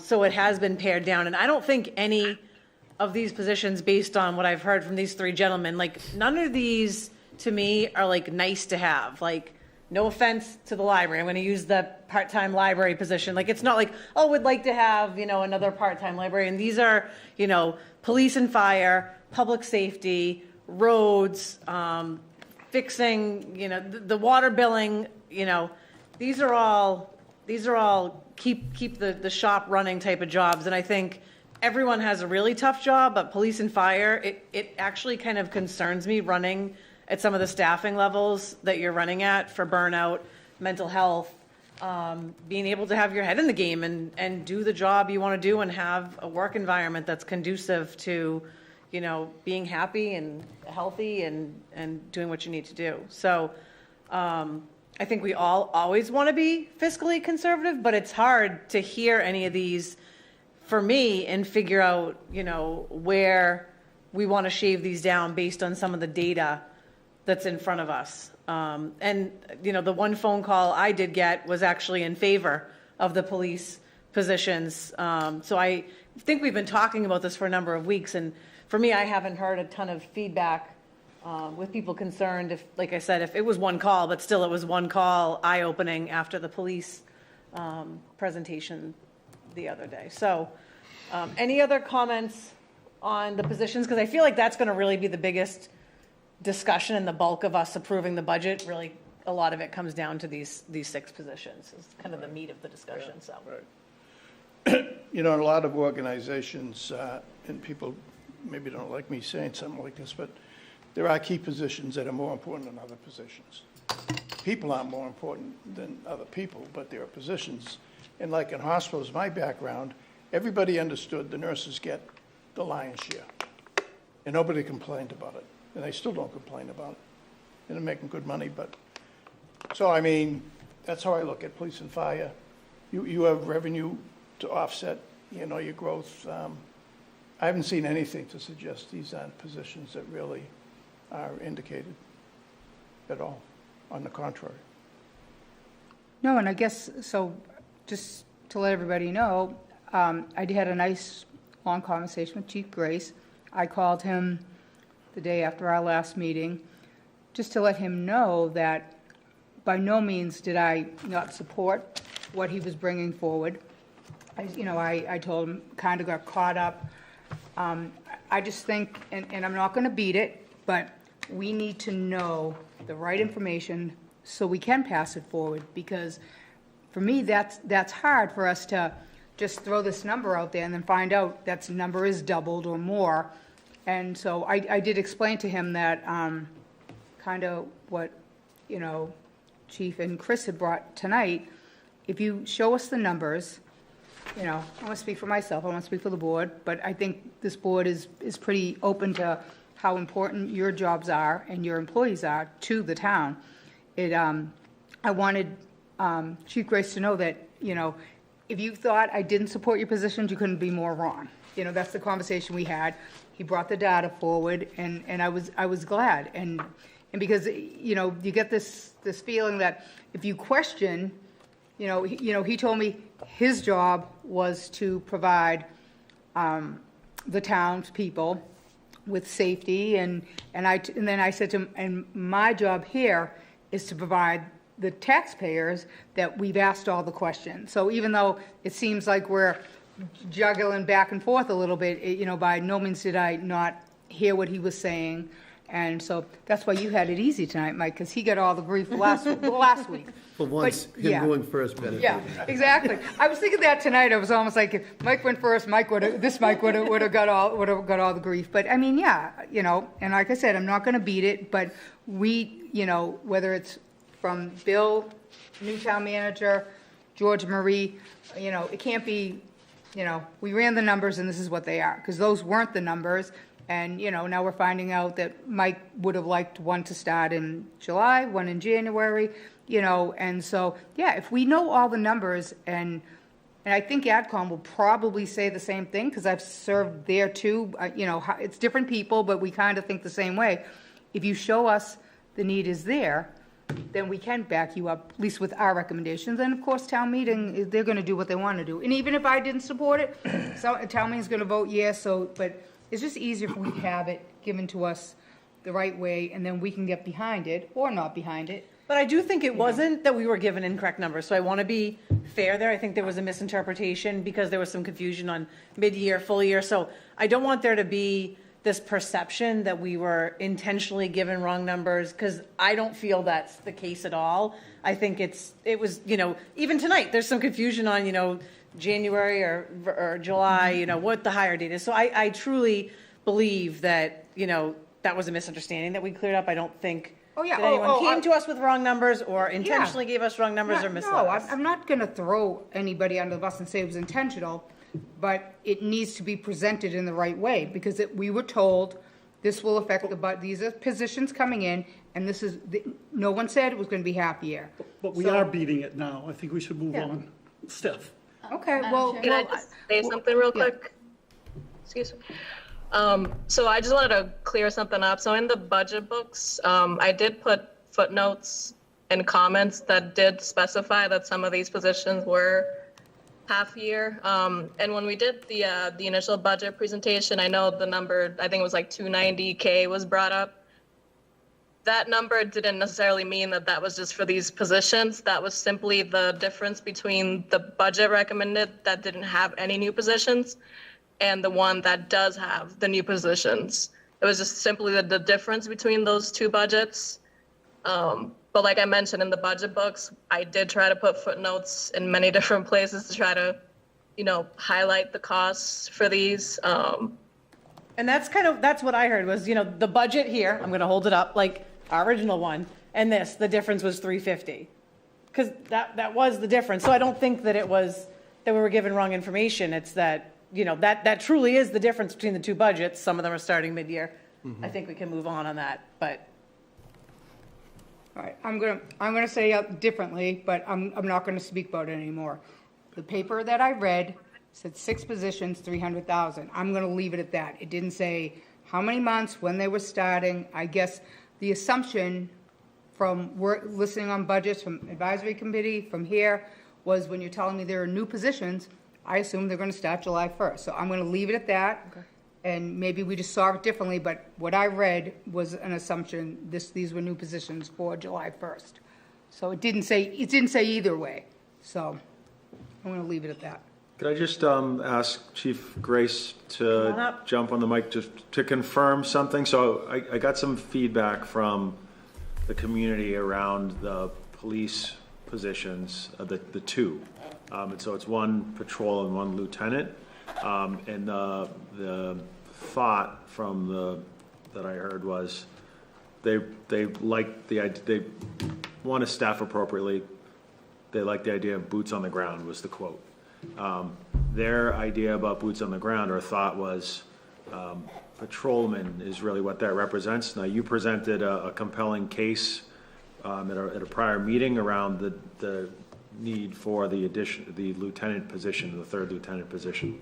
And it had to do with staffing the stadium, you know, command staff, you know, Patriot Place, and then conversion to the model for the accreditation commission and all of those things. So you made that case fairly compelling, in my opinion. And I just wanted to have that, bring that to the committee and just have you sort of confirm that that the primary or the most, what you're looking for is the lieutenant and the patrolman more so than two patrol or? Yeah, there's a couple ways to answer that, but based on kind of the offer, what's on the table, looking at the assessment of the staff, currently. I understand what, yeah. The recommendation of the assessment of the agency, 2 is short. Two is not fixing the problem. Yes. So I'm looking at how do I survive and maintain what I have and deliver the services to the residents, which we are doing. At the same time, not have a liability or a fault within the load work, within the command staff, with police reform mandates, accreditation, attainment, and maintaining that certification, and the workload based on all of the additional requirements up at Gillette, and also having at least one position within the command division to possibly outsource or have someone not have to work the entire summer on a regular basis for these, I believe we're up to 22 major events before the soccer games and everything else. Yep, okay. Thanks for confirming. I I'm appreciate not it. like I'm trying to give people vacation time. I understand. But when I tell them they have to work 42 weekends a year, and that's the way it is, there's no room for growth, there's no room for what if. Heaven forbid someone can't work, and I can't cross-train the staff at that level, so. Appreciate it, thank you. Mike, could you just add one more thing that I didn't even realize, but you said, just so maybe people at home also realize, that, because I think I was under the impression that we had put on some new officers, but then you reminded me that it was because you had you needed to get guys on the desk. So it looked like you had lost positions and hired positions, so it kind of zeroed you out. You know, you remember we were talking about? Yeah, so. Yeah, just, As because some people were like, Well, as I didn't we mentioned- just hire some new officers? But then even you explained to me how that worked. So as I mentioned, I think we all agree that the success Semeric has delivered has far exceeded what we ever thought was available in emergency communications. But when the town opted to take this chance, because not many communities wanted to go out on a limb and be different and be proactive on emergency management, we had to do a risk assessment of what were we going to be left with. We had 9 dispatch positions. So if we talk about actual employees, we eliminated 9. Now, if you break down healthcare costs, I guess I don't know if we ever did that assessment. So we had 9 dispatches, but it created a void within the agency and for the public that who was going to actually be the person who greets people when they walk in the door requesting police services. And we also shored up some of our high liability prisoner checks that were, I'll say, years ago weren't in compliance or the best practices of 15-minute checks on a regular basis. And another list of additional duties. So that requires a body 24/7, which at a minimum is 5 police officers before they take their time off. Well, the town looked and assessed the cost for Semeric and evaluated and said, well, we can give you 3. Well, essentially, we leveraged 2 more bodies out of the police department that weren't out on the road answering calls for service. So these 2 positions, in theory, are only bringing us back up to the amount of officers that we had on the street 3 years ago. They're not really new positions. Which for me was key when you told me, like, I remembered that you lost positions, but. And I don't think we should lose sight that the delivery of public safety service through Semeric is just been so dynamic, and it's the model for the state. And out of all the communities in the Commonwealth, we have probably reaped the biggest benefit, especially with emergency response plans with Gillette in town. So that's. Would you suggest there's the ability to leverage that more as we move forward, sort of that regional model? Additional opportunities there? In regards to what?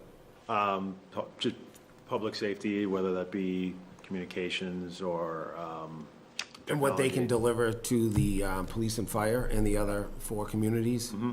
I could let Rob and I can let the fire chief speak on that, but they're so dynamic in what they can offer us, whether it be potentially technology advancements and maybe offloading some of those that are now burdening the school department on a regular basis, because that's their scope, that's their circle, that's what they work in, and that's what we work in. All right, I don't want us to get off topic, but so yes. I just Yeah, so there is potential there. In short, Seth, we're looking at the next generation right now, as we speak. Great. Through the chair? Yeah, for me, these last couple of meetings with all three of you sort of was a little bit eye-opening. And not to bump you off to the side, Chris, sorry, but the stress of, and no less stress. Fine, I'll go.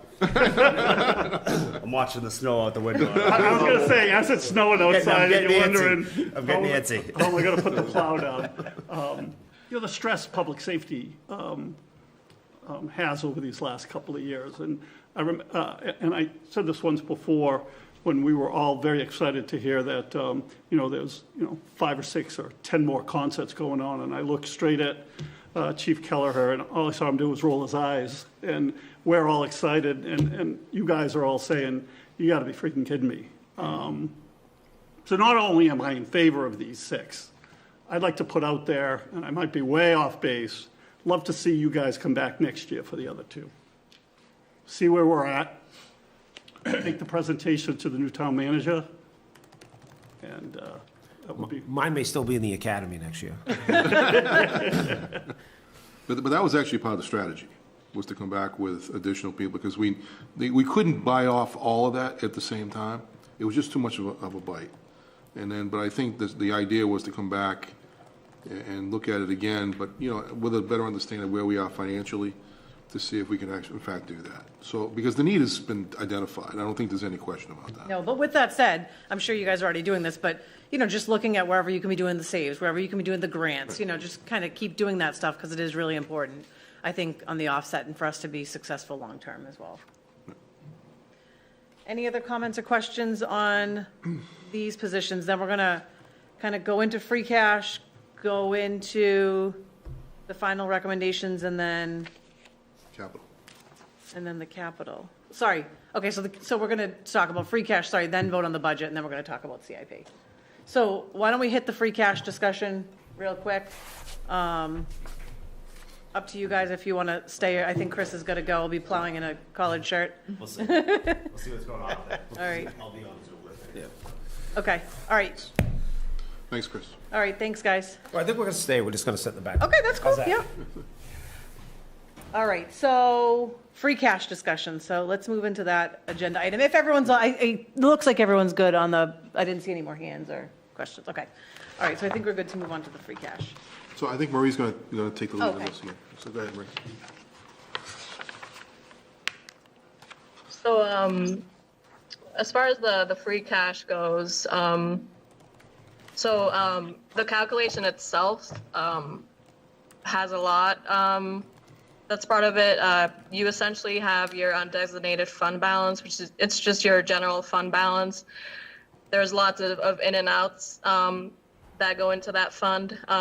And basically what we've been trying to do the last, 3 budget cycles is leave at the end of everything. So once you have your certified free cash, and then you take away what's used for the operating budget for anything that's capital and or any other items such as the OPEB catch-up payments.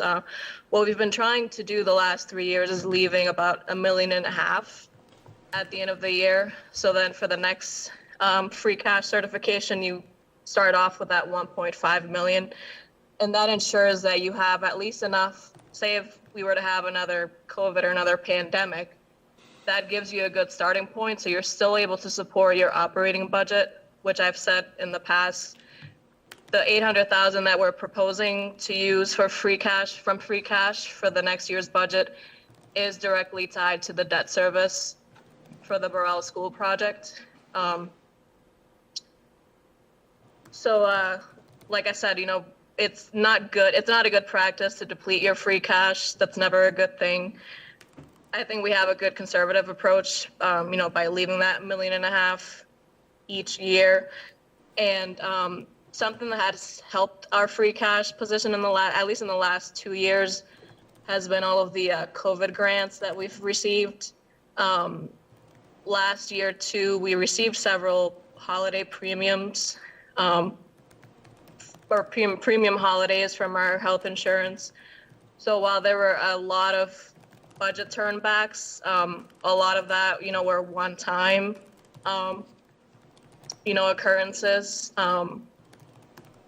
But I think overall for the next fiscal year, or for the current fiscal year, actually, we're tracking the revenues. Revenues are doing really well. Overall general fund, we're about 3.5 million above where we were at this point last year. So we're expecting another good free cash position at the end of this year. And as I've mentioned in other meetings, it's obviously not a good practice to use free cash towards the operating budget, but we're forced to do it unless somehow we experience some crazy new growth or a brand new revenue source. But the plan is, and that will continue to be the plan, is to wean off of using free cash. So last year we used $1 million. For fiscal year 24, we're proposing 800,000. If the revenues keep doing well, we're looking to drop that even more by the time town meeting comes. And then in future years, obviously, we'll keep dropping that number as the revenues allow. Was there anything you wanted to add, George? Yeah, about the only thing that I'll just circle back around on what you were saying about the free cash being used in the budget. And again, I'll go back to what I said before. My hat's off to the town. You guys managed to do a bond issuance within the existing framework of the budget that you already had. All right. Most places, most towns would have gone out and done a debt exclusion override to cover the amounts of the bond issuance that you were doing on that. You did it from within, and that's fine. And in fact, I find it quite impressive. The only issue that you have with it is that you have to find a revenue source to do it. And when that came through, we obviously needed money at the time, and then at the same time, the COVID kicked in, so you had what a lot of people would call the perfect storm, and it's good that we kind of came out of it on 2 feet. All right, I heard some of this at AdCom last week, and I don't know, I know Seth, you had a separate meeting. Are there any other questions on this item? I guess where do we go from like the 1.5 million to we're gonna end at the 5 million number? Is that then once like the monies come in, so that's where we'll look to be in October when we certify the free cash? So the 5.2 is what was certified last fall. So that's your starting point. Then you take out the 800 that we're proposing to use for the next year's budget, the 1.3 million for the next year's CIP budget. Then there's 337K that was used or voted at the January special town meeting towards capital.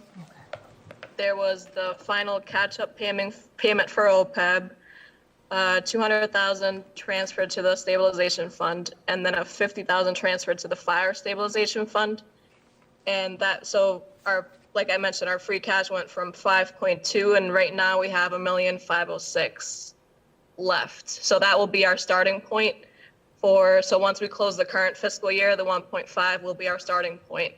And then the result of this year's activity, so any budget turnbacks, if we collect one of the revenue sources that goes into free cash, say if you had a really old tax title account that were to be paid off, that's money that goes to free cash. If you're collecting old prior year motor vehicle bills, if you sell a piece of property, it all depends. Every fiscal year is different, so it all depends on how well your collections are for that year. If you're collecting on prior year outstanding bills, budget turnbacks, and then assuming you have no rent deficits. I mean, at this point, we're expecting, so essentially the policy says that we're targeting a recharge of 2 million. And essentially what that means is, so you're starting with the 1.5, you're targeting the 2 million recharge. So realistically for the current fiscal year that we're in, we're expecting at least 3.5 million of free cash. Okay. And the other thing I wanted to mention too, this might be a discussion for another time. So our financial policies, we do have one that says that we target an undesignated fund balance of 10 to 15%. That number is, just in my opinion, it's way too high. What the Department of Revenue recommends is to have a free cash policy that says that you will target a free cash of anywhere between 3 to 5% of your operating budget. That's sort of the best practice that a lot of municipalities use. I think that's something we should explore. Obviously, that's a bigger discussion, but just something I wanted to note since we're talking about free cash. But using that piece, you're already at around 6% right now. Mm-hmm. So one important thing to remember is that we made our final catch-up payment on the OPEB this year, which was $1 million. So we won't have that for next fiscal year because the $1 million for this current for the next fiscal year is already baked into the budget. So there won't be any further hit on that. So you really, theoretically, you're starting off the next year with $1 million further in a better position you were just the previous year. Yes, that's true. Yes, so going forward, from free cash, we should only see the operating budget, and then anything that's capital. And unless, if an emergency comes up or something like that, but we don't anticipate any huge hits to free cash in the next coming years. Actually, the spending, the budget spending as well as the revenue situations are both in a very good place right now. Yes. Hey, one quick thing, I don't know if anybody else heard it this weekend. I think I had said it at AdCom just about us, not putting the cart before the horse with the concerts. Bruce Springsteen canceled 2 concerts because of illness. So that's kind of what I mean. Here? Not here. Oh, okay. This past weekend. So, big concerts, big name people that are going from city to city to city. That isn't just we'll just reschedule it and we'll come next week instead. So just a heads up, you know what I mean, that I know we're all excited about this concert season, but all it would take is somebody to get sick or, it didn't say, just said because of illness. I'm not assuming that he's Yeah, he's not sick. that he's very sick and he's not coming to Gillette, but. He's not sick. He's not sick because one of his band members Oh, is sick. okay, okay. But either way, he canceled 2 concerts. So just so you know, Stephanie, we don't anticipate that as a number going into next year. And what we anticipate is that the activity level is high, which means that we have a confidence level that's high because of the fact we go into that. But we don't go to a specific number until the year starts and then we actually see the final number come in. Okay? Myself, I like to count what we've actually got in the coffers. Right. And as Marie mentioned only a little while ago, right now we're running $3.5 million ahead of where we were last year. That's the number I'm working on. I don't like speculating out into the future. All right, any other comments or questions on the free cash discussion or the positions that we've heard before we move into making our final recommendation on the budget?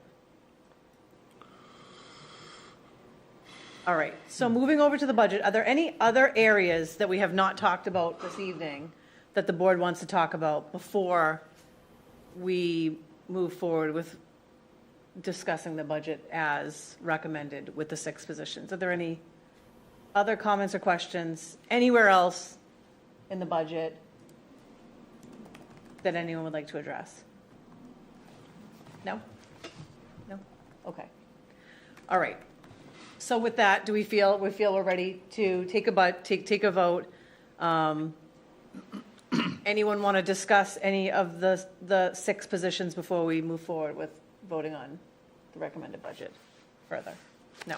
Okay. So this is the budget that goes to the advisory committee. Right. This is Yeah, and that's the one they've been using all along, but their plan is to vote not tomorrow, but the next one. But we wanted to have a little bit of time in case anything needed to be worked out. So they've been following this budget all along, but we're then making our recommendation for this. So meaning this is the budget this is the one, this is the official Right, budget. exactly. This is the one that will go forward the town meeting if they agree with it. Got it. All right, so it sounds like there's no other questions, so I think we can move forward with the first motion and then sorry.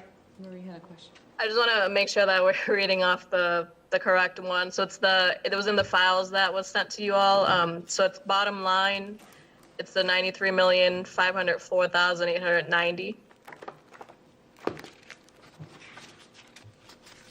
So it would have been one of the separate handouts. So we adjusted for the final number from the health insurance. So that was the only change from the bound book that you all have in the handouts that went out. So it's Marie, it's 93.5 million? Yes. Okay, Yep. 3.39%. 3.39, Increase. yep. Okay. And this is the budget that's balanced with existing revenues. And it includes the 6 positions. There's only one number that we don't have we actually have 2 numbers that we don't have final numbers on yet. When that was the Southeastern Mass number, right? Is that correct, Marie? Yes, and they told us, I spoke with their finance person there, and they said to keep that budget flat. They don't have their assessment amount available yet, but they anticipate that it will be less than that because the enrollment is down. And then the second number is that the property and liability coverage, we have not received the final number on that yet, but we did carry a little bit of an increase of, I think, 1.5% in the budget for that. Yep. Okay. So, and what did we decide on about the positions? Like which budget number is going to go forward? Is it going to be? That's the one that includes, They're in they're in here. that budget. No, but is it going to be one in January, one in July? What is? That's how we proposed it in the budget. For everybody? Or when a Chris's start? Chris is going to be a July 1st. Both of his going to be a July 1st start? Yes. Yes, that's correct. Okay, and both police and fire are They're going to do staggered. one and one, or? So it's the way we have it in the budget is, so police, both are starting July 1 because of their needs, and the patrolman would have to go to the police academy. That's right. Their lieutenant, actually, their busy time is in the summertime. I know with the concerts and all of that. So we have both for police starting July 1. Fire is the one that's July 1, the other one on January 1st. And then the 2 for Chris, they're both starting July 1. Okay, all right, so 5 is starting July 1, and then 1 more will come in January. And that's how it's all already reflected, Marie, in the numbers Yes, in that budget? yeah. Okay, Yes, I made the adjustments, yeah. all right, thank you. And it's, I was going to say, it's 93,504,890. Right. Just a comment that the reduction in debt service principal really helped go from almost 4% to 3.39%. So that was a good adjustment. All right, yeah, and I think, unfortunately, this is a little bit of a COVID catch-up with some really important positions, but, we'll have to have a keen eye next year and look at, keep our eye on the ball and keep a real watch on expenses. And so I think with that, we're ready for a motion. Okay. Let me get back to my motion page. Motion to approve the FY '24 budget as recommended. Second. Any further discussion? All those in favor? Aye. All right, great. All right, great discussion. Thank you for coming out in the snow. But you got your position, so. I want to thank the chiefs and Chris and particularly Marie and George for doing a terrific job of putting this document together. A lot of work goes into this, as you know, and a lot of detail. And this is a document that we intend to submit for the for GFOA National Award this year. So Marie's been tracking this very closely. So let's one step closer. So thank you for that. I'll just add that, I mean, we did ask for a compelling case for incremental headcount, and I think that there's a lot of good work and teamwork that went into that across finance and the department heads in your office, Bill, so appreciate it. Thank you. And also, one thing I'll take from my conversation with Chief Grace is it's easy, and I admitted it to you, didn't I? That I always will admit when I'm wrong. I said, it's easy for us to say a budget number and no new positions, and then, like Seth just said, you were very compelling, and you changed my mind from what we had done, so maybe that isn't always best practice, just to say no new positions until we actually hear what the positions are. Thank you for your support. You're welcome. Thank you for what you do. All right, Thank you, guys. great. So we had the motion. Oh, sorry. We had the motion. We had some comments. Any other discussion? All right. We had our vote. We're all good. Okay. All right, so next we're on to CIP requests, and that does need a vote as well. Bill, are you taking that one? Yeah, I'll take that one. So the committee has met a couple times. We met the first day the first Saturday in March, as we always do, to have our hearings with all the different departments to explain their needs. And then we took a couple days to actually go through the requests and be sure that we had a financing plan to address these that made sense. We couldn't address them all, so we deferred a number of things off to, not enough, but a good number of things that we had to take off because we couldn't make it all fit. But you may see some of those things reappear at the fall town meeting after we have a better handle on our free cash position, our new free cash position at that point. So if you take a look at the list, it's a pretty comprehensive list, including finance department at the assessors, where we have to do, we're required by law to do a full certification every 5 years. That's a $120,000 expense. Information services was $200,000. The list, if you want, I'll go through. Do you want me to go through the list, or just for the sake of everyone, or? I don't think we need to go through the list, given that CIP was televised personally. And- Fair enough. Okay, so. Everyone okay with that? Yeah. Okay. So we actually have a total CIP request of $5,537,981 that was recommended by the committee. The financing plan is ambulance fund $602,137, Chapter 90 was $640,000, TNC, which is another form of state aid, if you will. That comes from Ubers and Lyft type of exchanges. Water and sewer. Actually, water is $2,055,000. Sewer is $30,000. Free cash is $1.3 million, as was talked about earlier. Bonding is $750,000, and operating is $107,000, for a total of $5,537,981.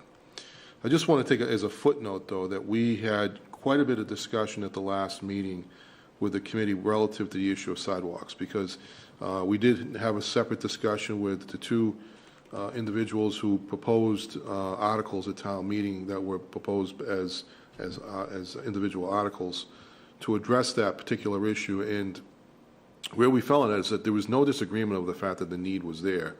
The question then came down to how do we pay for it, and so we kicked it around quite a bit because there really is not a lot of options for us to do that.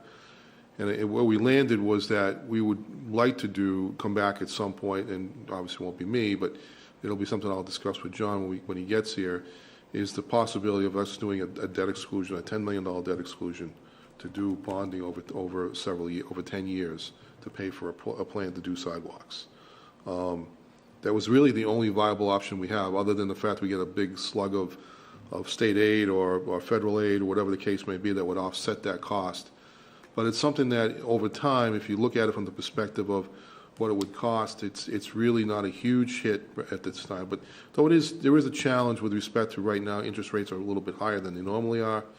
But because we have a AAA bond rating, our borrowing rate was actually significantly lower. So it would be significantly lower if we did that. So the cost to the residents would have to be a consideration. Obviously, a debt exclusion would require a vote from the town meeting, support from the board, as well as putting that before the electorate for consideration to see if folks want to do that. But right now, we do have some money set aside for in our road program to do some sidewalk work this year. The issue is really taking care of existing sidewalks as well as closing the network of sidewalks that we really do need to have in the community and needs to be addressed. It's been a long time since this has really been addressed, and the need is definitely there to do this. So there may be another way that we haven't looked at it yet, but and I think this will be a question that John will have to address when he gets here. But I think we did have a good, fruitful discussion about it, and took a lot of good information about it, and the committee was pretty satisfied with the way we landed on this. But And I think the two proponents of the articles were, actually, one was a former AdCom member, and the other was a current AdCom member, who proposed the articles, who believe that this is something we really do need to do. And Dennis, I don't know if you have anything further you want to add to that, but. No, I'm the select board representative, and I think it's a great process, great meetings. Yeah. A lot of work went into it, and I think everyone kind of came together with what's before everyone tonight.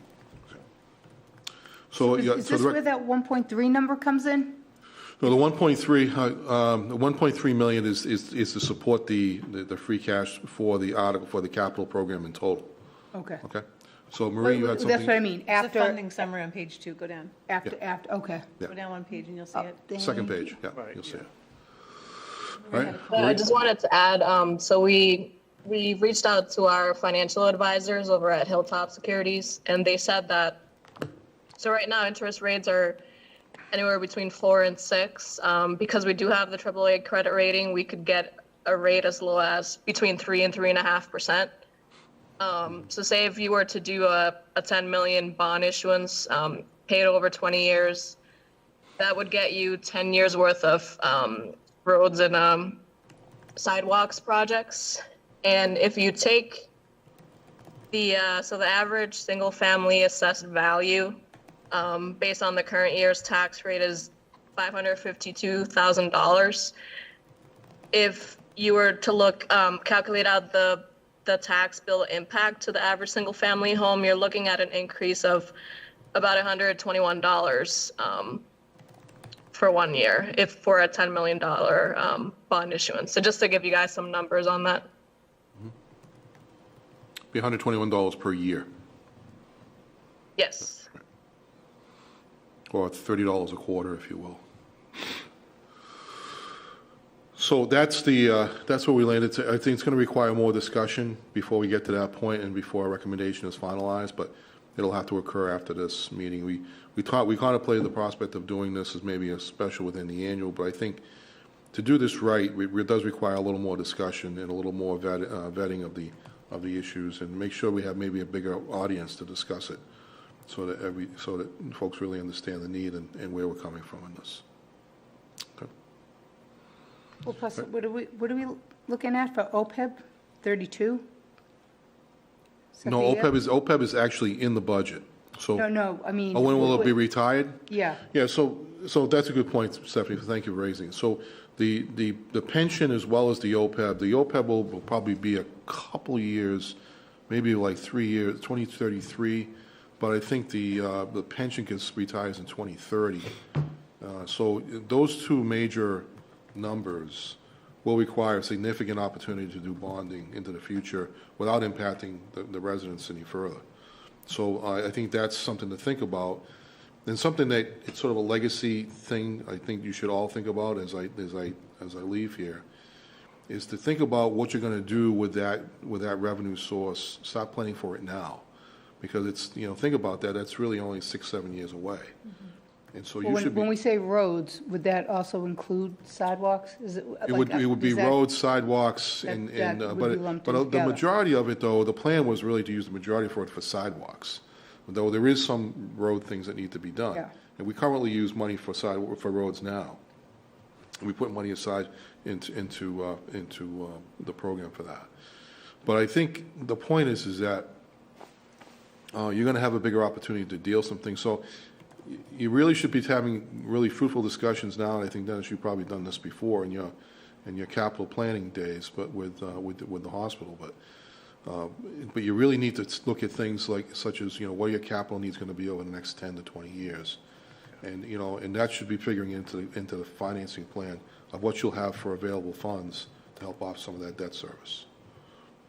So now's the time to have some strategic discussion within the community, and really sort of line those things up for the next few years. All right. So the recommendation is to fund as I described, the funding sources, the $5,537,981 as a capital plan for fiscal year 24. If there's any further questions, I'm happy to take them. No, I think we're ready for a motion. Okay. Thank you for serving on that committee as well, Dennis. Ready for the motion? Yeah.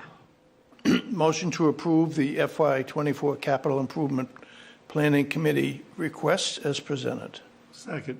Any further discussion? All those in favor? Aye.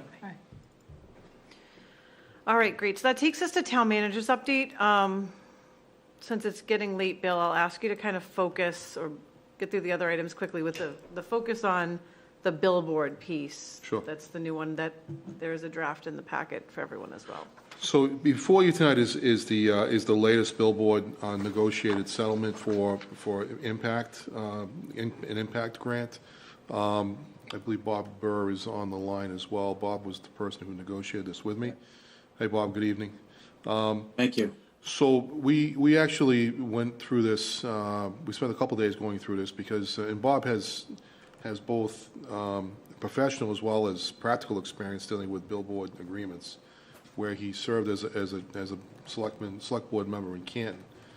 And the agreements that Canton have are actually some of the best that I know of. So I have to give Bob credit for having been serving in that role. He brought us back a decent agreement here. So this is a unique agreement in the sense that if you take a look at the billboards on Route 1, the average, the typical cost is like $12,500 for each side.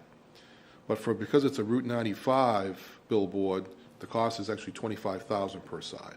So this will be a two-sided billboard. And the one thing that Bob added in as well is that if there were revenues, if there were ad revenues that exceed $500,000 in a single year, that we would pick up an additional 5% of those revenues over and above that, which is something I've not seen until this one. So I have to give him credit for that. So this is a new provision which does provide some growth in revenues well beyond the straight $50,000 per year.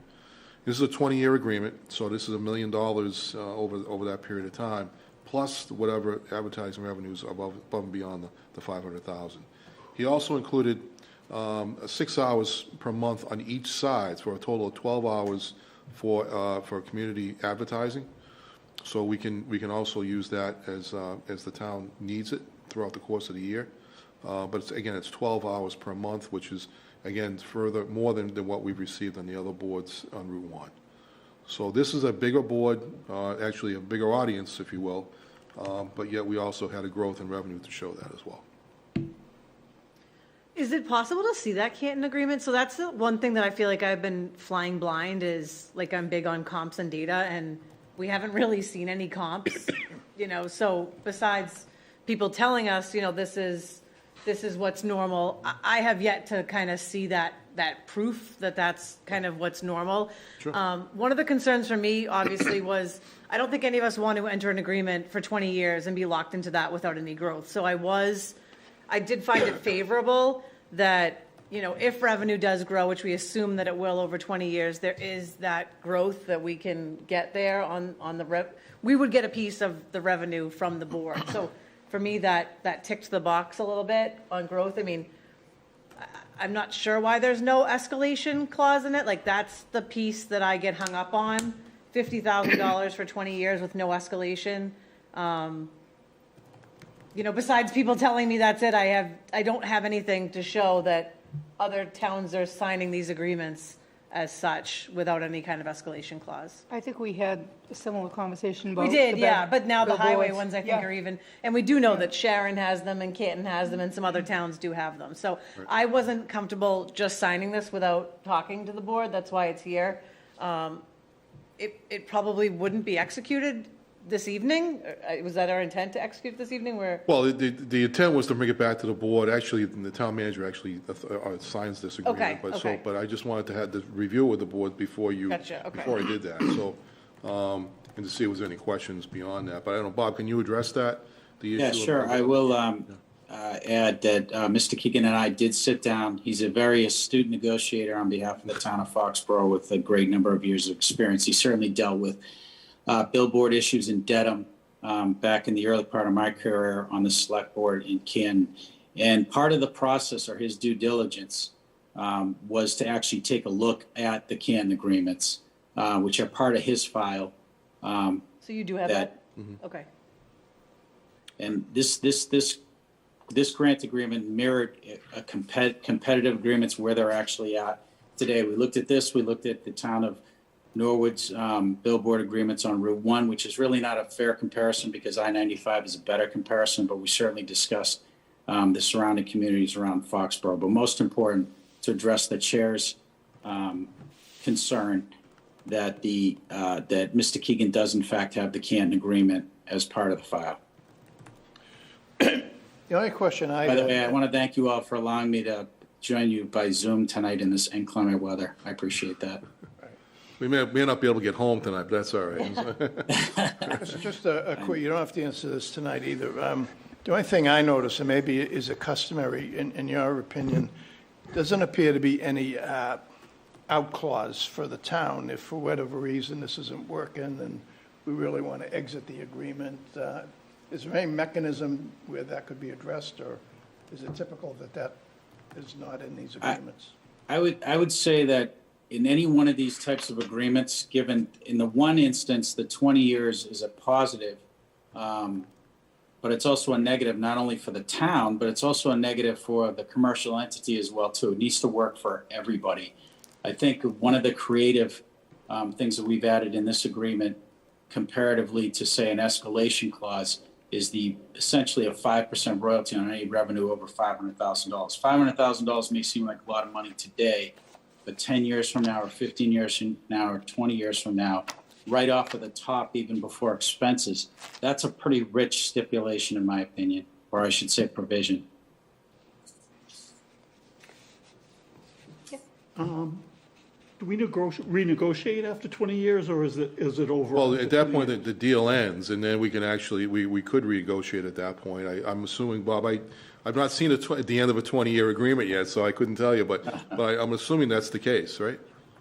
Yeah, certainly, because the lease would end at that time, so it'd be a negotiation not only with the landowner, but also with the town of Foxborough as well. So, I mean, we do have provisions in here to make sure that the advertisement is done in a tasteful way. And as Mr. Keegan stated, it is $1 million over a 20-year period of time. It's interesting, too, because we don't know what's going to happen in 20 years. It could be a whole different kind of advertising. I mean, it could be holograms for all we know, right? It could be a whole different technology that we're dealing with. So, but at that point, we'll have to deal with it and then see how it plays out. But this at least provides us a guarantee of revenue during that period of time. Will you help? Is there anyone that can? Sorry, go ahead. I just wanted to also add Foxborough and the Route 1 agreements mirror this type of a pattern as well too. Right. Meaning long-term, with a fixed rate. Those two. There just aren't that many deviations from that model, unfortunately, in one way or the other. Fortunately or unfortunately, it's not that we're trying to change the world, so to speak. But I think this was the key thing for me was the language regarding the additional revenue over and above the fixed amount. And what would you estimate the revenue of a sign? I know we won't hold you to it, but. Yeah, well, they do vary. With competition, that number could go up, or with I should say with a lot of competition, that number could go down. It's really hard to determine, but in fairness, I think it should produce around that number. So I wouldn't imagine bonuses per se in the first year, especially with a rollout. From my experience, it takes time for the sign to gain national advertisers, say such as Dunkin' Brands, to participate on that sign. But after a year's period of time, it could change. I mean, we're in an inflationary environment today. All the costs of everything is going up. So, if I had to estimate, I would say $500,000 is commercially reasonable for the billboard operator. You can always negotiate an agreement where it's so rich to the town that it's not practicable from a commercial standpoint. Right. And if we want to put any messages up, which we have done that on Route 1, is there design support with this as well? You haven't needed it, you've just done them? Yeah. Okay, well, good, we've got Christina to do that, but let's say we didn't have her, is there design support that would help us? Like if we said, hey, we need a silver alert done, are we on the hook to come up with that billboard, or is there anyone to help us if we didn't have a Christina here? Well, I think Christine is certainly super talented. I think that the technology exists. However, that's a little bit outside of the scope of my expertise. But I will tell you that in the town of Canton, for example, or other towns that I've represented, there's never been an issue with the town being able to put up fairly quickly a digital ad such as, you know, congratulations to the Foxborough hockey team or the basketball team on winning a championship, or any type of Amber Alert, certainly. Or any other type of public messaging, it's able to get up onto the board fairly quickly. In this world we live in today, where it's digitized, it's the same day turnaround. I've never run into an instance where a town's been precluded. I do think that that is actually a great provision in here. We talked in terms of, in the other agreements, if you look at Canton's, it basically says we'll provide advertisement based on available space. And Bill, but when we were presenting this to the town prior to town meeting, we talked in terms of 8 hours total, and Bill negotiated hard to get 6 hours per side, 12 hours total per month, which I think that has great value. And I remember listening in some of the public meetings that there was an interest in Foxborough doing more advertising on these boards as a public service message.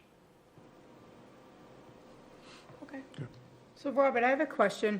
I was just trying to think of how to word it, because it's absolutely not my or anybody's business, you know, what type of agreement the Rounds have. Is a typical owner of the property, do they enter into a similar agreement that doesn't escalate?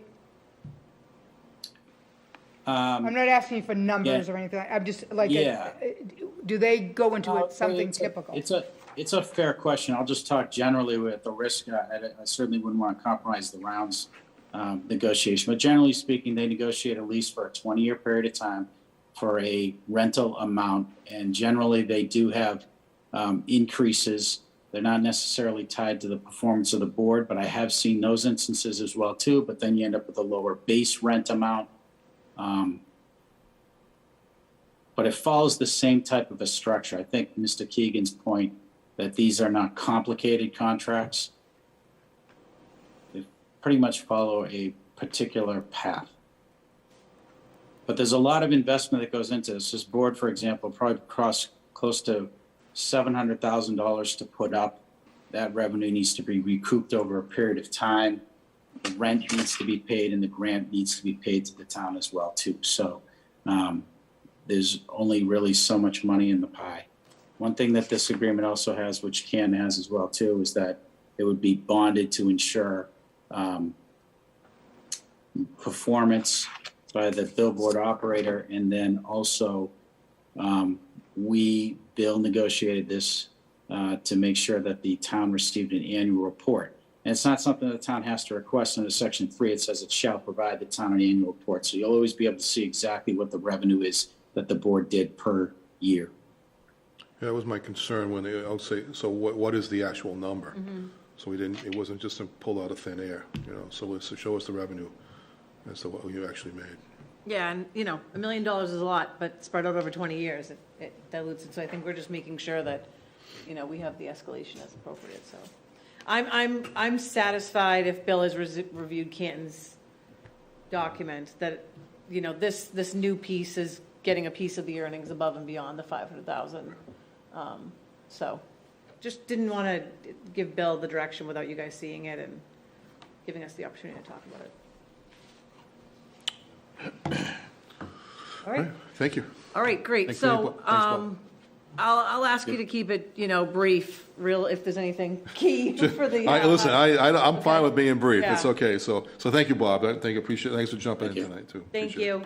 Have a nice evening. You as well. Thank you for hanging on till the end. So, so we have a new assistant treasure collector that started this week, Barbara Donahue, who started on Monday. So welcome to Barbara. Who comes from Middletown. Middleborough. Middleborough. Sorry, I was get those two confused. So she's from Millborough. She is, she comes with a lot of experience, so we're really glad that she was able to join us. We have advertisements out for tree and park positions right now. We have the finance director position advertised as well. And lifeguards, we're looking for lifeguards for the summer recreation program. So that's the total of the positions that we're looking for as we speak. And with that, I think I'll keep it at that, because I know you got a few other items that you want to do. I'll limit my conversation for now. All right, great. So I'm going to kind of skip over some of the old business and new business as far as dates. Like, I'm sure everyone's seen the Sharps collection and the rabies clinic that's coming up in the Hazardous Waste Day, and kind of focus the attention to the summer select board schedule. So the reason why we're talking about this early is there is a request for the room because Mark wants to get back his Citizens Academy, which we would use this room on Tuesday nights to run that. So looking at last year, we definitely did one meeting in August. And Christina, we had talked about doing that again. And then July, we're actually due to have 3 meetings the way Tuesdays fall. Two. And then, sorry, it was August that we were due to have 3 meetings. So we were thinking if we did the August 15th kind of in the middle of August, and then our July meeting, one falls on July 4th. So we would have July 18th as our meeting, and then we would have August 15th as our meeting in the summer. They could be slightly longer. And again, those are meetings that we already would have had scheduled.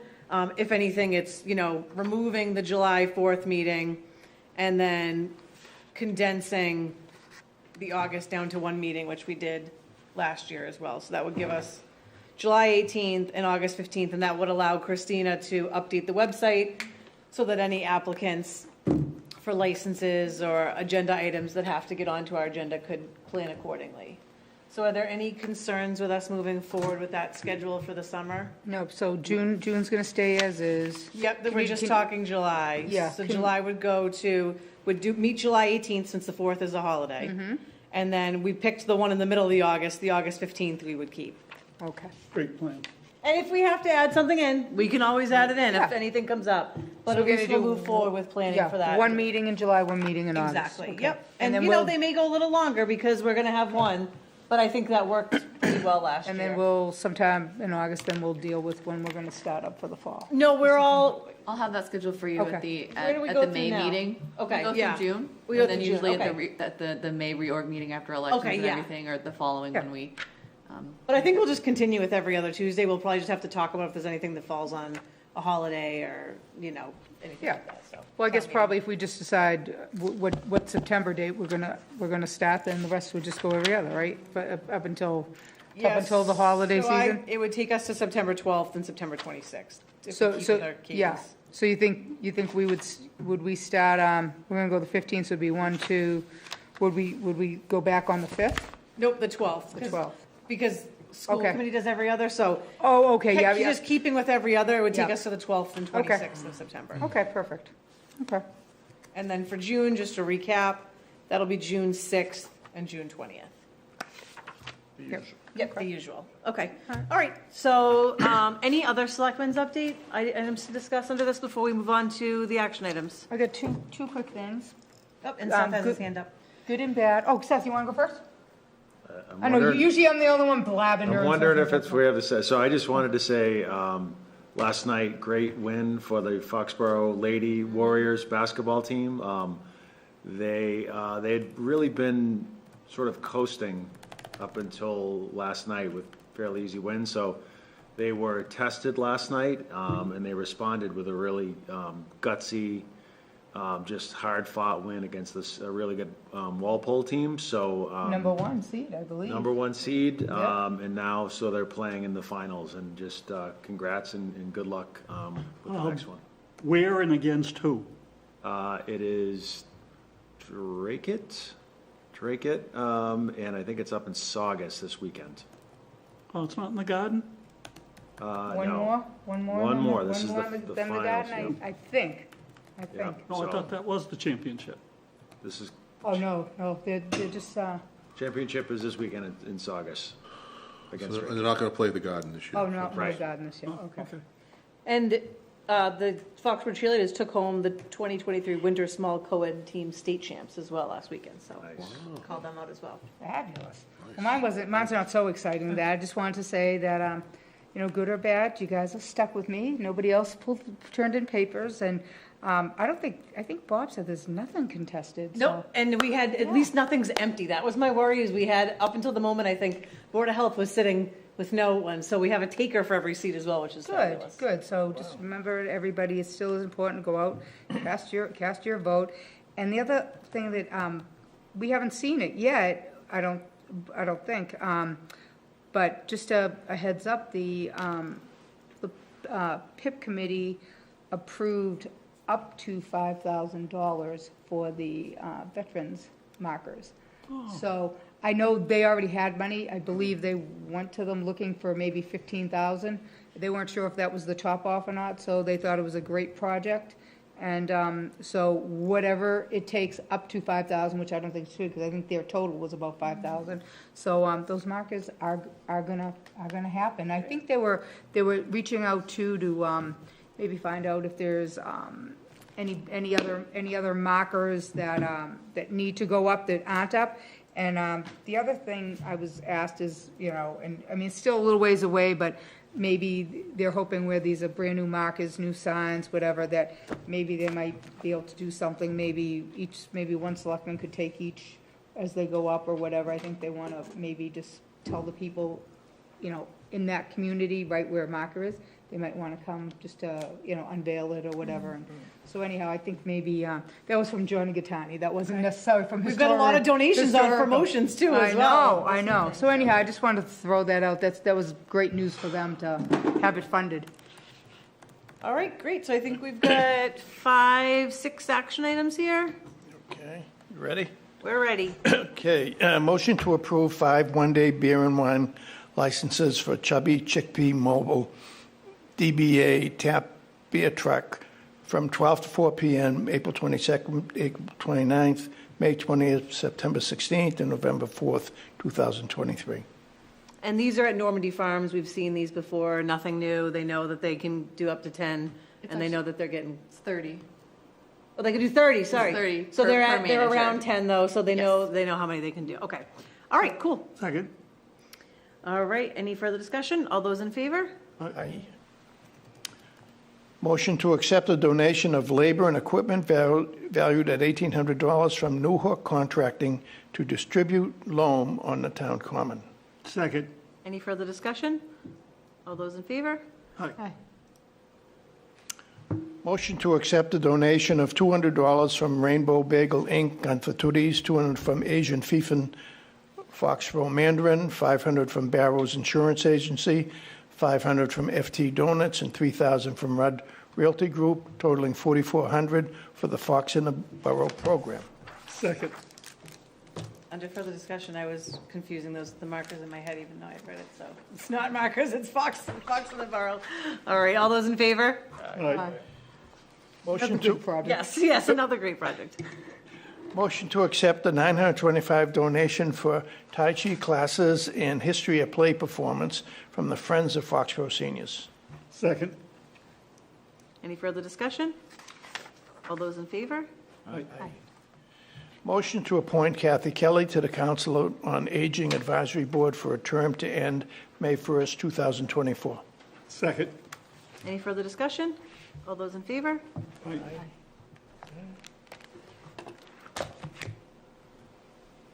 Two meeting minutes. Okay, motion to approve the February 28th, 2023 Select Board meeting minutes. Second. Any further discussion? All those in favor? Those are killer minutes, by the way. too. Good job. Motion to approve the March 7th, 2023 Select Board meeting minutes. Second. And under further discussion, that was just the meeting from us going to school committee. So all those in favor? Aye. Good.